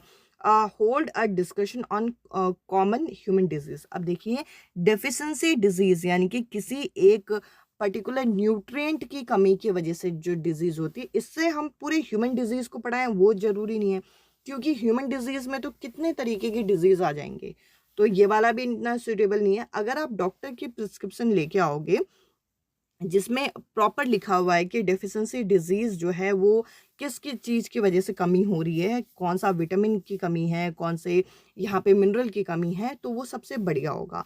यहाँ पे सेकंड जो ऑप्शन होगा ये करेक्ट आंसर है।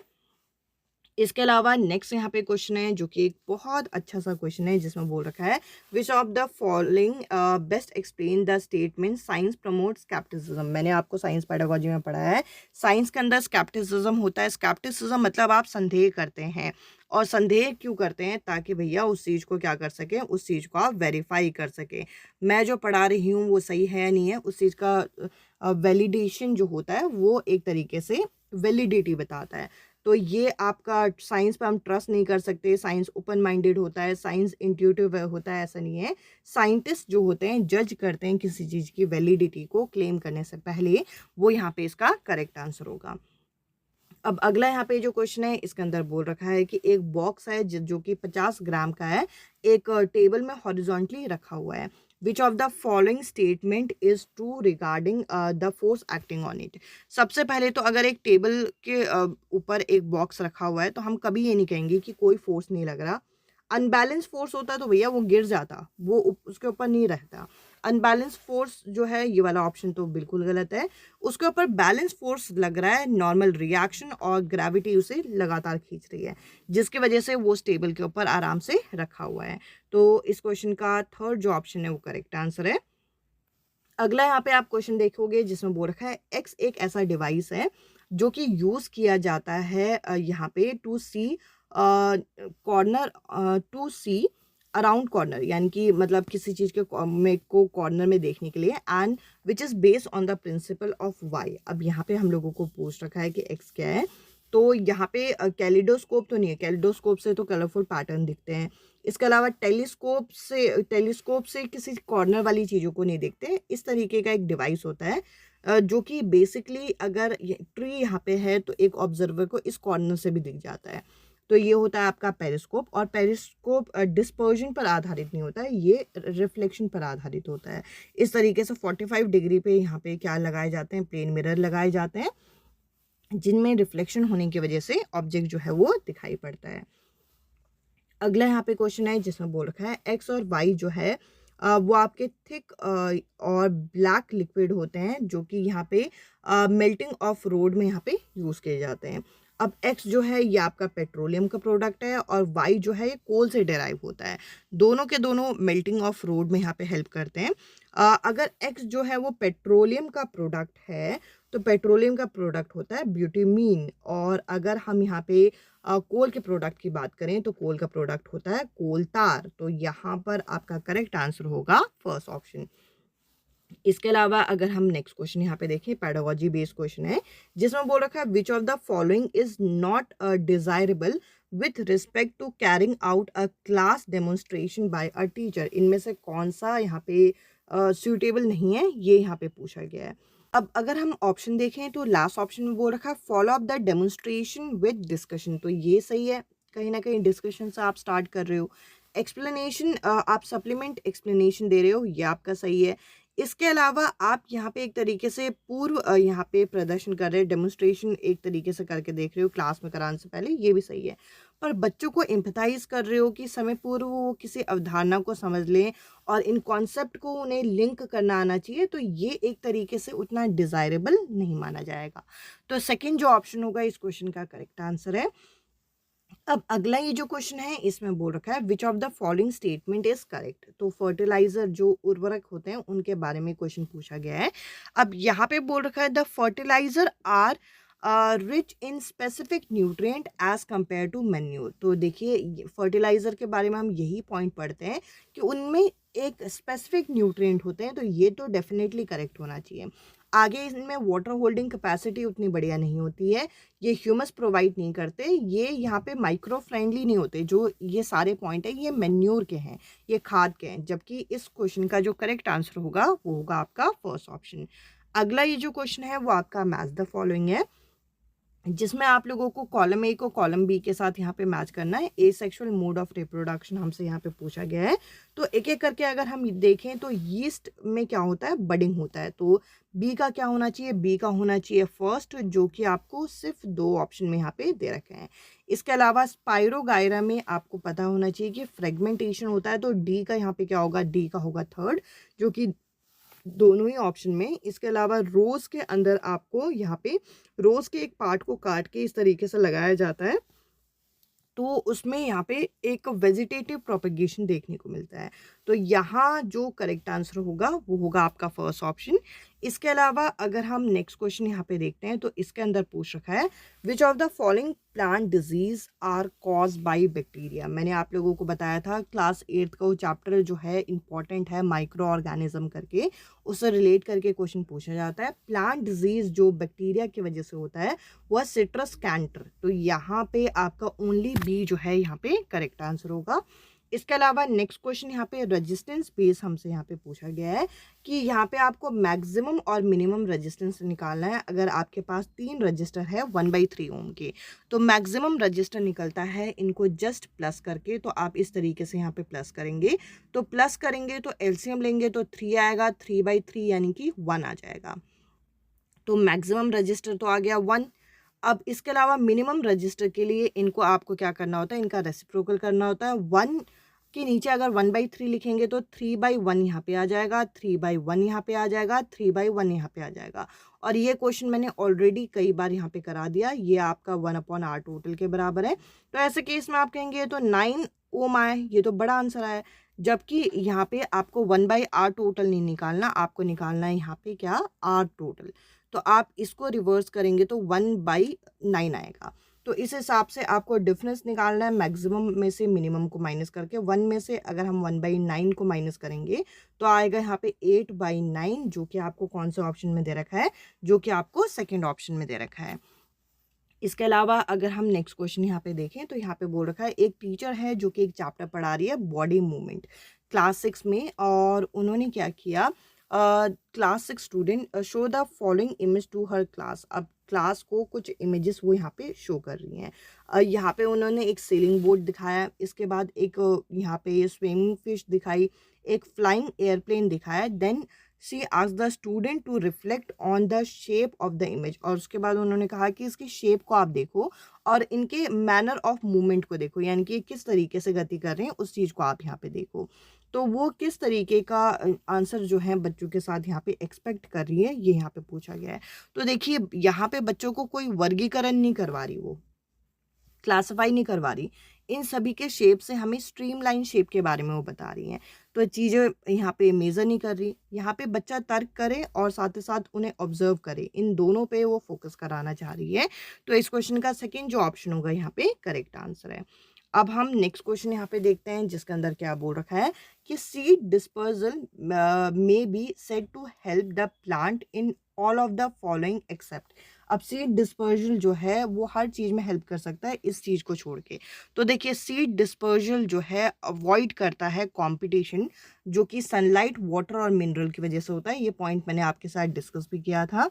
ये वैरायटी प्रोड्यूस करता है, इससे एक न्यू हैबिटेट जो है, नया आवाज़ होने चीज़ें को मिलता है। बट ओवर क्राउडिंग को ये एक तरीके से यहाँ पे सीड डिस्पर्जल जो है ये हेल्प नहीं करता। तो इस हिसाब से इस क्वेश्चन का फर्स्ट जो ऑप्शन होगा ये करेक्ट आंसर है। अब अगला यहाँ पे क्वेश्चन है which of the following is the most suitable reason behind Newton theory of gravitation being regarded as an excellent theory. इसको हम एक्सीलेंट थियरी क्यों मानते हैं?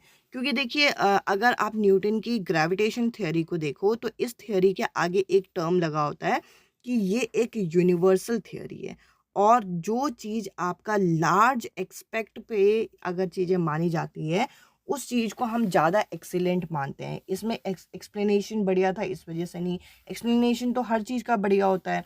इसके अलावा इसको हम फॉर्मुलेट कर सकते हैं, ये आपका डेवलप हुई थी ज़्यादा समय में। इसका जो एक्सप्लेनेशन है वो लार्ज नंबर ऑफ ऑब्जर्वेशन पे किया गया, और इसमें एजम्पशन बहुत कम रखी गई, और ये कहीं ना कहीं यूनिवर्सल लेवल पे एक्सेप्ट की गई है। इस वजह से इसको हम यहाँ पे एक सुटेबल रीज़न मानते हैं कि ये एक एक्सीलेंट थ्योरी यहाँ पे रही है।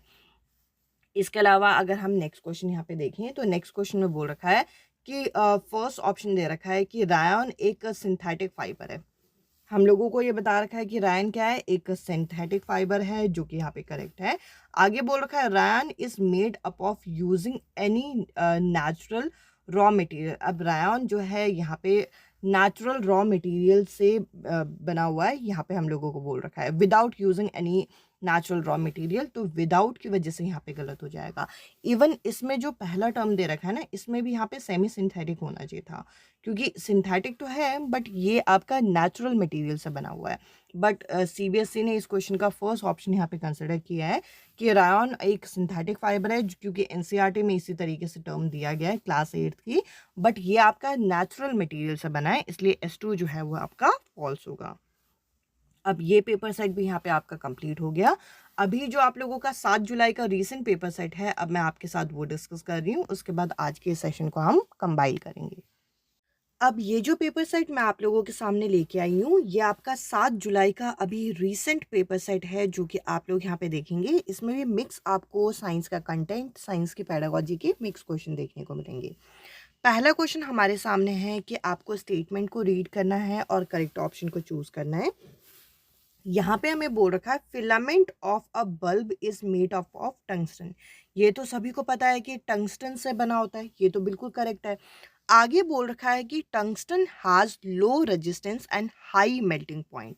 तो देखिए लो की जगह यहाँ पे हाई रेजिस्टेंस होता है, ना कि लो रेजिस्टेंस, तो ये ऑप्शन यहाँ पे हो जाता है आपका गलत।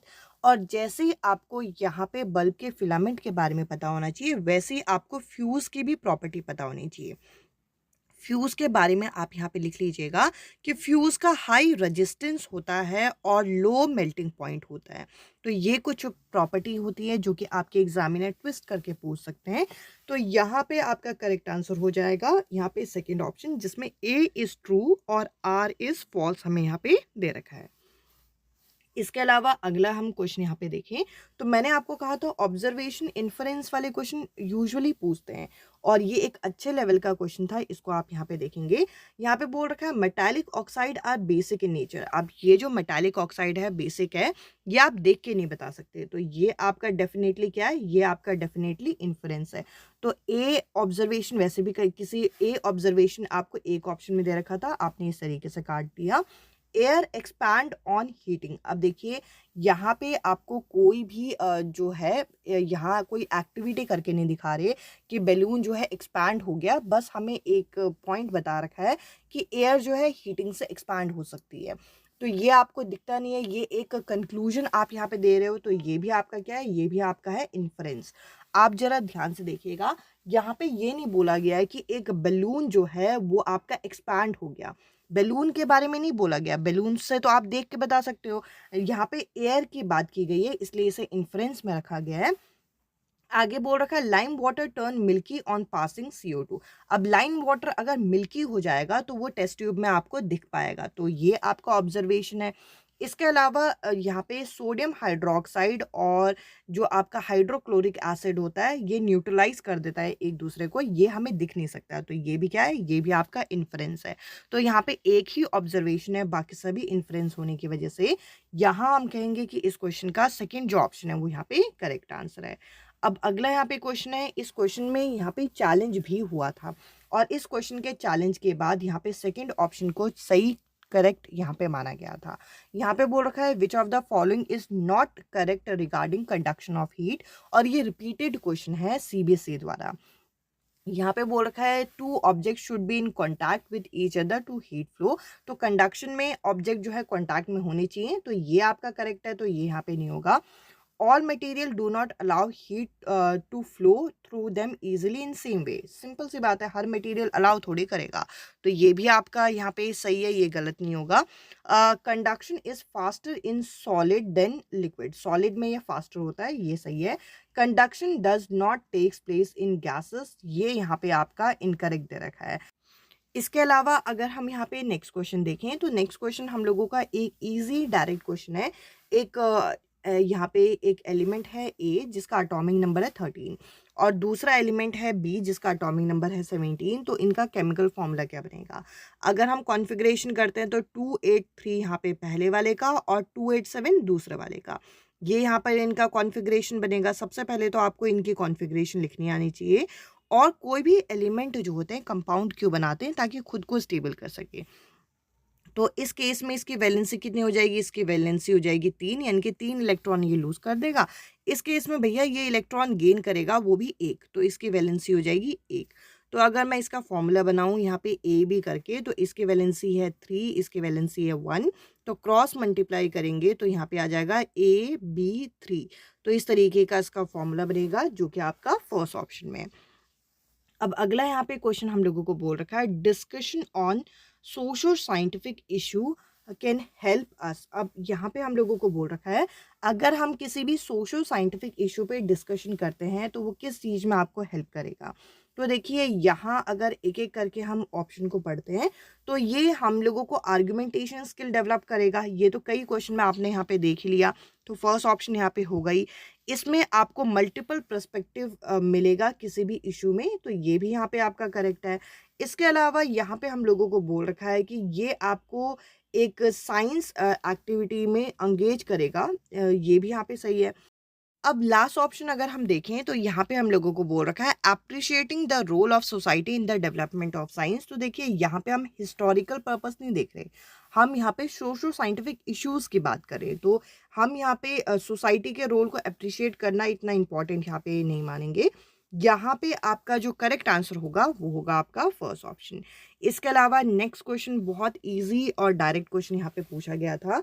अब देखिए इस क्वेश्चन में हम लोगों को यहाँ पे बोल रखा है कि अगर दो स्पर्म यहाँ पे मेन से 2 एग से फ्यूज होते हैं तो उसे क्या बनते हैं? उसे यहाँ पे फर्टर्नल ट्विंस बनते हैं। और अगर एक स्पर्म एक एग से फ्यूज होता है तो उसे आइडेंटिकल ट्विंस बनते हैं। तो ये कॉन्सेप्ट आपको पता होना चाहिए। ये हमने रिप्रोडक्शन चैप्टर में अच्छी तरीके से इस कॉन्सेप्ट को डिस्कस भी किया है और इस कॉन्सेप्ट को हमने बार बार डिस्कस भी किया है। अब ये जो नेक्स्ट क्वेश्चन है, अगर आप 7 जुलाई का पेपर देखते हैं तो उसमें 3 से 4 क्वेश्चन में चैलेंज लगा था, और जिसके बाद यहाँ पे सीबीएसई ने एक से ज़्यादा ऑप्शन को यहाँ पे एक्सेप्ट भी किया है और इस क्वेश्चन के 2 ऑप्शन को करेक्ट माना था। अब यहाँ पे बोल रखा है कि अगर आप adaptation plant and animal chapter यहाँ पे पढ़ा रहे हो तो यहाँ पे जो बच्चों के ऑल्टरनेटिव कॉन्सेप्ट हैं उनको एक तरीके से डील करने के लिए सबसे बेस्ट सूटेबल स्ट्रैटेजी क्या होगी? तो देखिए आपको डायग्नोस तो करना होगा, डायग्नोस्टिक क्वेश्चनेयर आपको बनाना होगा जिससे आप बच्चों के प्रॉब्लम को डायग्नोस कर सकते हो। तो ये दोनों ही ऑप्शन में दे रखा है। इसके अलावा पोर्टफोलियो से सिस्टमैटिक रिकॉर्ड हमें पता चलता है, ग्रुप डिस्कशन से भी पता चलता है। तो वैसे तो सबसे आइडियल आंसर ये वाला होना चाहिए, बट इंटरव्यू और ड्राइंग को भी यहाँ पे इंक्लूड किया गया है, बाकी चेकलिस्ट वाले ऑप्शन को यहाँ पे कंसिडर नहीं किया गया है। तो बेसिकली ये 2 ऑप्शन को कंसिडर नहीं किया और फर्स्ट 2 ऑप्शन को यहाँ पे कंसिडर किया है।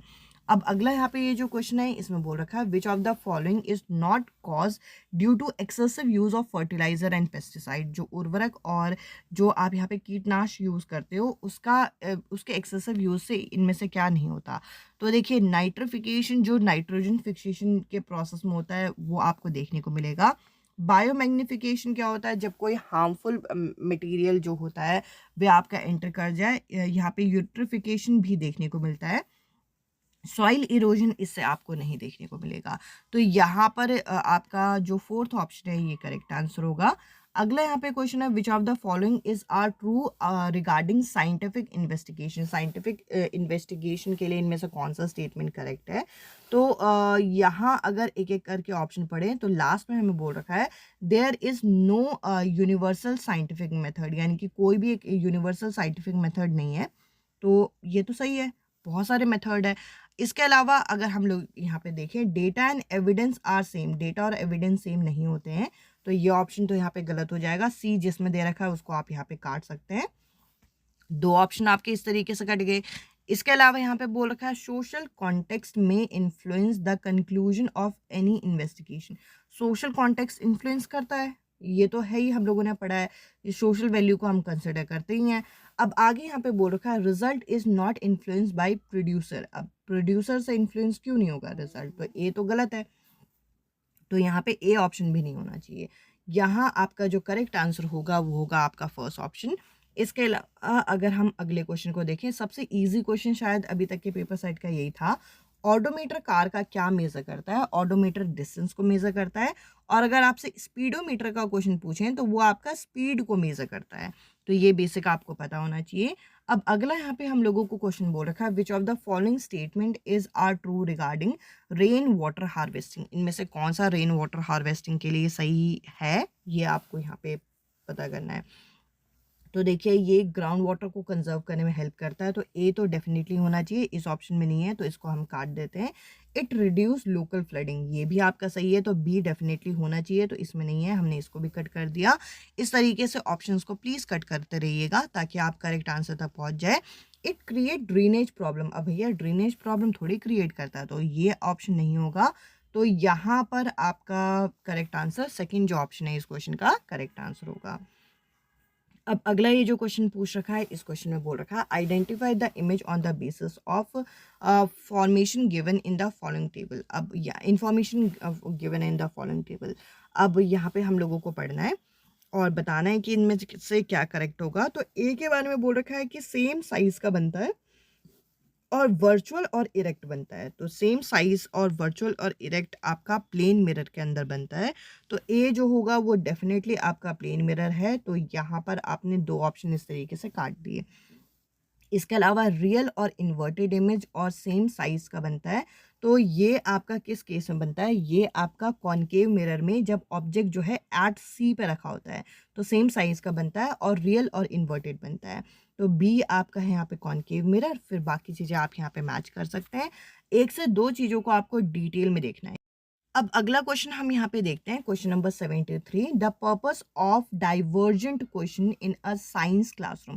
भाई डाइवर्जेंट क्वेश्चन क्या होते हैं? जो आपके यहाँ पे अपसारी प्रश्न हैं और अपसारी प्रश्न जिनके मल्टीपल आंसर यहाँ पे निकलते हैं, तो ये आपकी क्रिटिकल थिंकिंग को प्रमोट करते हैं। तो ए तो बिल्कुल बढ़िया पॉइंट है, ए डेफिनेटली होना चाहिए, तो ए जिसमें नहीं है काट दीजिए। इट डिस्कर्न बिटवीन स्टूडेंट, ये बच्चों के बीच में भेद करते हैं। और अभी जो सीटेट के एग्जाम हुआ था सबसे ज़्यादा विवादित क्वेश्चन ही यही रहा था, क्योंकि सीबीएसई ने इस ऑप्शन को करेक्ट माना था। हम बच्चों में कभी भेद नहीं करवाते, इनफैक्ट ये अभी भी करेक्ट नहीं है, और ये बी जिस ऑप्शन में होगा वो तो करेक्ट हो ही नहीं सकता। तो अभी भी मैं कहूँगी कि इस क्वेश्चन का सेकेंड ही ऑप्शन करेक्ट है, बट एग्जामिनर ने शायद फर्स्ट या फोर्थ में से एक ऑप्शन को सही किया था जिसमें बच्चों के बीच में भेद करने को उन्होंने करेक्ट कहा था, तो ये तो वैसे भी करेक्ट नहीं है।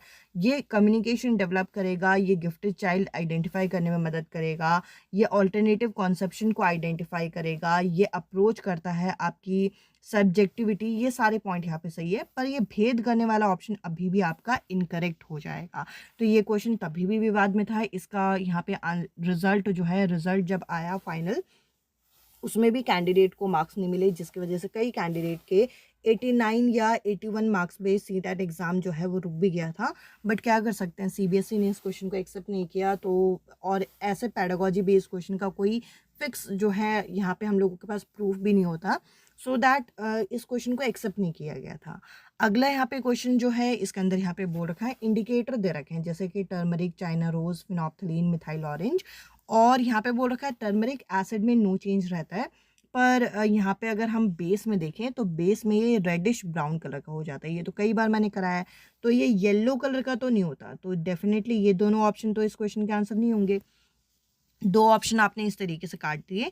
चाइना रोज जो है एसिड में डार्क पिंक कलर का होता है, और बेस में ये अगर हम देखें तो ये किस कलर का होता है? ये ग्रीन कलर का होता है, पिंक कलर का नहीं होता। पिंक तो फिनोप्थलीन से रिलेट करता है, तो यहाँ पे आपका फोर्थ जो ऑप्शन है वो करेक्ट है। इस तरीके से टेबल बेस्ड क्वेश्चन में या फिल इन द ब्लैंक वाले क्वेश्चन में आप ऑप्शंस को एलिमिनेट करते हुए क्वेश्चन सॉल्व करेंगे तो आप लोगों के क्वेश्चंस ईजिली बहुत आराम से क्वेश्चन सॉल्व होंगे।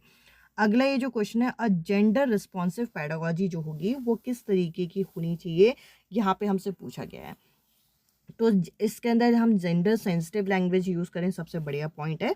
इसके अलावा हम इंगेज करें यहाँ पे बच्चे को एग्जामिन करने में कि स्टीरियोटाइप किस तरीके से होते थे। हम जेंडर बेस्ड ग्रुप बनाएंगे या डिफरेंशिएट इंस्ट्रक्शन देंगे, वो गलत है। तो यहाँ पे आपका करेक्ट क्या होगा, यहाँ पे करेक्ट होगा सेकेंड ऑप्शन, जिसमें ए एंड बी हम लोगों को करेक्ट बोल रखा है। इसके अलावा अगर हम नेक्स्ट क्वेश्चन यहाँ पे डिस्कस करें, बहुत ईजी क्वेश्चन था आपके पेपर का ये। यहाँ पे बोल रखा है एक प्लास्टिक बॉल है, एक प्लास्टिक बॉटल है जिसमें 3 डिफरेंट हाइट पे इसे यहाँ पे होल किया गया है। इसमें पानी भरा गया है और आपको पता होना चाहिए जो सबसे हाईएस्ट होल होता है उससे पानी सबसे पास में गिरता है और जो सबसे नीचे वाला होल होता है उससे सबसे दूर में। ये कॉन्सेप्ट मैंने आपको पढ़ाया भी है। अब यहाँ पे हम लोगों को ये बताना है कि इनमें से कौन सा ऑप्शन यहाँ पे सही है।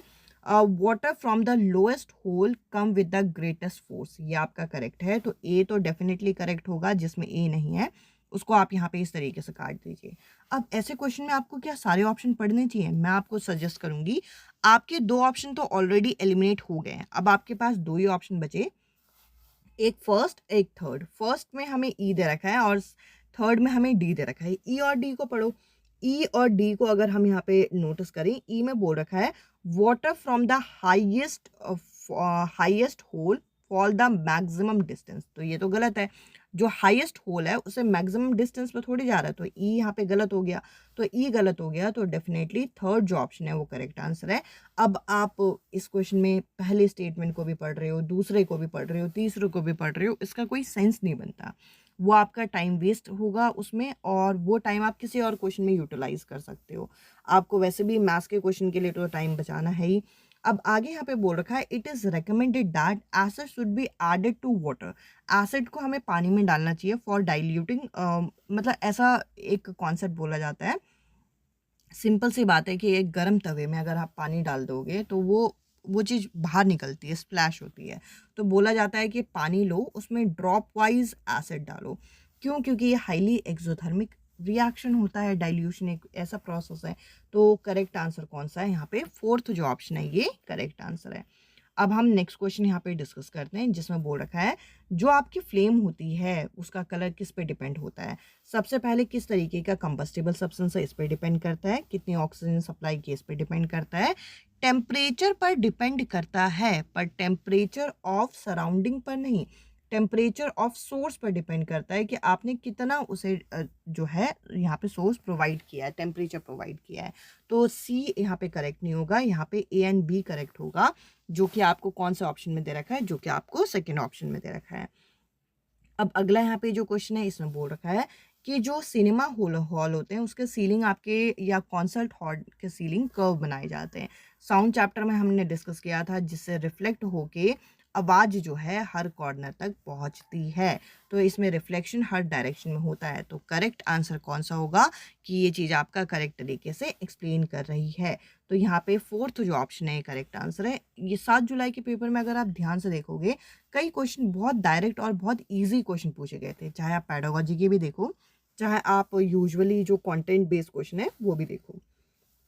अब अगला यहाँ पे क्वेश्चन है which of the following activity is best suited to develop inductive reasoning. Inductive reasoning के लिए सबसे बढ़िया क्या है ये पूछ रखा है, asking student to measure the angle of reflection of various case of angle of incidence in a plane mirror. अब यहाँ पे हम लोगों को बोल रखा है बच्चों को एंगल मेजर करने के लिए बोलना। इसके अलावा वेरीफाई करना या फिर न्यूमेरिकल सॉल्व करना या स्टेट करना लॉ को, ये सही नहीं है। बच्चों को अगर मेज़र करने को बोलोगे तो बच्चा खुद उस चीज़ में यहाँ पे अंगेज होगा। तो सबसे बढ़िया पॉइंट अगर आप सभी ऑप्शन में देखो तो फर्स्ट ऑप्शन यहाँ पे लग रहा है। इसके अलावा अगला अगर हम यहाँ पे क्वेश्चन देखें तो इसमें बोल रखा है which of the following illustrate science as inquiry. इनमें से कौन सा साइंस एज इंक्वायरी को दिखा रहा है? तो चीज़ों को लिस्ट करना, चीज़ों को ऑब्जर्व करके इनमें टाइप ऑफ वेरिएशन बताना। टाइप ऑफ वेरिएशन तो बच्चा देख के बता सकता है पैटर्न कि भैया इसमें रेटिकुलेट वेरिएशन है, इसमें पैरेलल वेरिएशन है, वो देख के बता रहा है। तो इसमें इन्वेस्टिगेट क्या कर रहा है, क्लासिफाई करना हर्ब शर्ब्स में, एक्सप्लोर करना, यानी कि बच्चे को कुछ चीज़ क्या करना, बच्चे को यहाँ पे अन्वेषण कराना, ये सबसे बढ़िया तरीका है यहाँ पे साइंस एज इंक्वायरी के लिए। अगला यहाँ पे क्वेश्चन है, which of the following regarding which of the following is true regarding scientific law. मैंने कहा था 7 जुलाई के पेपर में साइंटिफिक लॉ से क्वेश्चन पूछा गया है। अब साइंटिफिक लॉ क्या होता है, साइंटिफिक लॉ आपके यहाँ पे हम लोगों के ये they are form from theory, ये गलत है। They are not challenge, they provide reasoning for physical phenomena, ये गलत है। ये हमें एक रिलेशन बताते हैं ऑब्जर्वेबल फिनोमिना में। मैंने ये पॉइंट वहाँ पर भी आप लोगों के साथ डिस्कस किया था कि ये रिलेशन इस्टेब्लिश करते हैं हम जो फिनोमिना ऑब्जर्व करते हैं उनके बीच में। अब अगला यहाँ पे जो क्वेश्चन है इसमें बोल रखा है, which of the following factor are responsible for generation and flow of wind on the earth. तो देखिए अनइवन हीटिंग जो ओशन और अर्थ में होती है, इसके वजह से जो विंड है उनका फ्लो और जनरेशन होता है, जिससे आप सी ब्रीज और लैंड ब्रीज के कॉन्सेप्ट भी यहाँ पे देखते हो। तो इस हिसाब से इस क्वेश्चन में ए एंड बी करेक्ट होगा, जो कि आपको सेकेंड ऑप्शन में दे रखा है। इसके अलावा अगर हम नेक्स्ट क्वेश्चन यहाँ पे देखें, अच्छा क्वेश्चन है, अगर आप को के बेसिक कॉन्सेप्ट जो है वो स्ट्रॉन्ग है तो इस टाइप के क्वेश्चन आप आराम से कर पाओगे। सुनीता ने क्या किया, यहाँ पे एक पीस ऑफ पोटेशियम मेटल जो है एक यहाँ पे कोल्ड बीकर के अंदर डाला, तो वो क्या ऑब्जर्व करेगी। पोटेशियम एक हाईली रिएक्टिव एलिमेंट है, उसने ऑब्जर्वेशन नोट किया, तो इनमें से क्या ऑब्जर्वेशन नहीं करेक्ट होगा, ये पूछा गया है। तो क्वेश्चन को भी आप सही से रीड करिएगा। पोटेशियम एक हाईली रिएक्टिव एलिमेंट है, तो सिंपल सी बात है कि ये एक्सोथर्मिक रिएक्शन होगा, ये आपको बेसिक पता होना चाहिए। तो इनमें से क्या यहाँ पे वो ऑब्जर्व नहीं करेगी कि वो एंडोथर्मिक रिएक्शन है, ये ऑब्जर्व नहीं करेगी। बाकी हाइड्रोजन गैस इवॉल्व होगा, पॉप साउंड निकलेगा, इसके अलावा विग्रेसली रिएक्ट करता है, ये आपका करेक्ट है। तो इनमें से क्या यहाँ पे इनकरेक्ट होगा, यहाँ पे फर्स्ट ऑप्शन जो होगा इसका इनकरेक्ट माना जाएगा। अब अगला यहाँ पे क्वेश्चन है जिसके अंदर बोल रखा है कि आपको करेक्ट ऑप्शन देखना है। रेट ऑफ ब्रीदिंग जो एक्वाटिक एनिमल का होता है स्लो होता है यहाँ पे लैंड एनिमल से, जो कि गलत दे रखा है। एक्वाटिक एनिमल का ब्रीदिंग रेट यहाँ पे फास्ट होता है क्योंकि उसमें डिजॉल्व ऑक्सीजन जो होते हैं ये कम होता है, डिजॉल्व ऑक्सीजन। अब यहाँ पे presence of large amount of dissolve oxygen, यहाँ पे मेरी बात उल्टा लिखा हुआ है कि डिजॉल्व ऑक्सीजन ज़्यादा होता है। अगर डिजॉल्व ऑक्सीजन ज़्यादा होता है तो उनको ब्रीथ करने के लिए मेहनत ही नहीं करनी पड़ती। तो आप कहेंगे दोनों ही ऑप्शन जो है वो आपका फॉल्स दे रखे हैं, तो आपका यहाँ पे थर्ड जो ऑप्शन होगा इस क्वेश्चन का करेक्ट आंसर है। अब अगला यहाँ पे क्वेश्चन है, which of the following is not a feature of alternative conception in science. Alternative conception of science में, और साइंस में जो यहाँ पे वैकल्पिक अवधारणा होती है, इनमें से कौन सी इसकी विशेषता नहीं है। तो देखिए आइडिया बहुत स्टेबल होते हैं, ये आपका पॉइंट देखा जाता है। रजिस्ट करते हैं चेंज को, मतलब जल्दी ये समझते नहीं है इनको। Idea do not demonstrate cause and effect reasoning. अब यहाँ पे बोल रखा है कि ये cause and effect reasoning demonstrate नहीं करते, ये कहीं ना कहीं सही है। और यहाँ पे बोल रखा idea are develop from observable phenomena, बच्चे ने कोई फिनोमिना ऑब्जर्व किया होगा, इससे ऑल्टरनेटिव कॉन्सेप्शन आता है। ऑल्टरनेटिव कॉन्सेप्शन के लिए मैं आपको सजेस्ट करूंगी ये 3 पॉइंट तो आप याद कर लीजिए कि ये स्टेबल होते हैं, काफ़ी जल्दी ये चेंज नहीं होना चाहते। उन्होंने कोई फिनोमिना देखा होगा, उससे वो चीज़ उनके माइंड में बैठ गई है। तो कॉज एंड इफेक्ट वाला जो है ये फीचर नहीं है ऑल्टरनेटिव कॉन्सेप्शन के, बल्कि इससे तो ऑल्टरनेटिव कॉन्सेप्शन ठीक होते हैं। अब अगला यहाँ पे जो क्वेश्चन है इसके अंदर क्या बोल रखा है कि read the following statement and choose the correct option. Correct option को आपको चूज करना है। यहाँ पे बोल रखा है फोटोसिंथेसिस इज एंडोथर्मिक रिएक्शन। अब देखिए फोटोसिंथेसिस में आप सनलाइट की एनर्जी जो है वो कैप्चर करते हो, तो एनर्जी जो है कैप्चर हो रही है, तो ये सही है। अब रेस्पिरेशन जो होता है इसमें हीट रिलीज होती है, तो ये एक्सोथर्मिक है। तो हम कहेंगे कि दोनों के दोनों अपनी अपनी जगह सही है। अगला जो क्वेश्चन यहाँ पे चैलेंज किया गया था सीबीएसई के आंसर की में, वो क्वेश्चन था ये। अब यहाँ पे हम लोगों को बोल रखा है कि self pollination takes place only in bisexual flower. Self pollination सिर्फ आपका बाईसेक्सुअल फ्लावर में नहीं होता है। इस क्वेश्चन को ध्यान से समझिएगा। जो आपके यूनिसेक्सुअल फ्लावर होते हैं, यूनिसेक्सुअल फ्लावर मान के चलिए कि एक पेड़ है जिसमें अलग अलग फ्लावर है, एक फ्लावर यहाँ पे है, एक फ्लावर यहाँ पे है, जिसमें आपको यहाँ पे देखने को मिलेगा कि यहाँ पे आपका स्टेमन है, इसमें सिर्फ स्टेमन है और इसमें सिर्फ पिस्टल है। तो अगर मान के चलिए सेम फ्लावर का स्टेमन अपना पॉलन दूसरे सेम फ्लावर के पिस्टल में भी ट्रांसफर करे, तो ये भी आपका सेल्फ पॉलिनेशन कहलाएगा अगर सेम प्लांट में हो। तो इस वजह से हम इसे यहाँ पे बाइसेक्सुअल, सिर्फ बाइसेक्सुअल में होता है, ये आपका कंसिडर नहीं किया गया, तो ये आपका फॉल्स है। जबकि बाइसेक्सुअल फ्लावर जो होते हैं वो सेल्फ और क्रॉस दोनों तरीके से पॉलिनेट करते हैं, ये सही है। तो यहाँ पर आपका फर्स्ट जो ऑप्शन होगा ये करेक्ट आंसर है।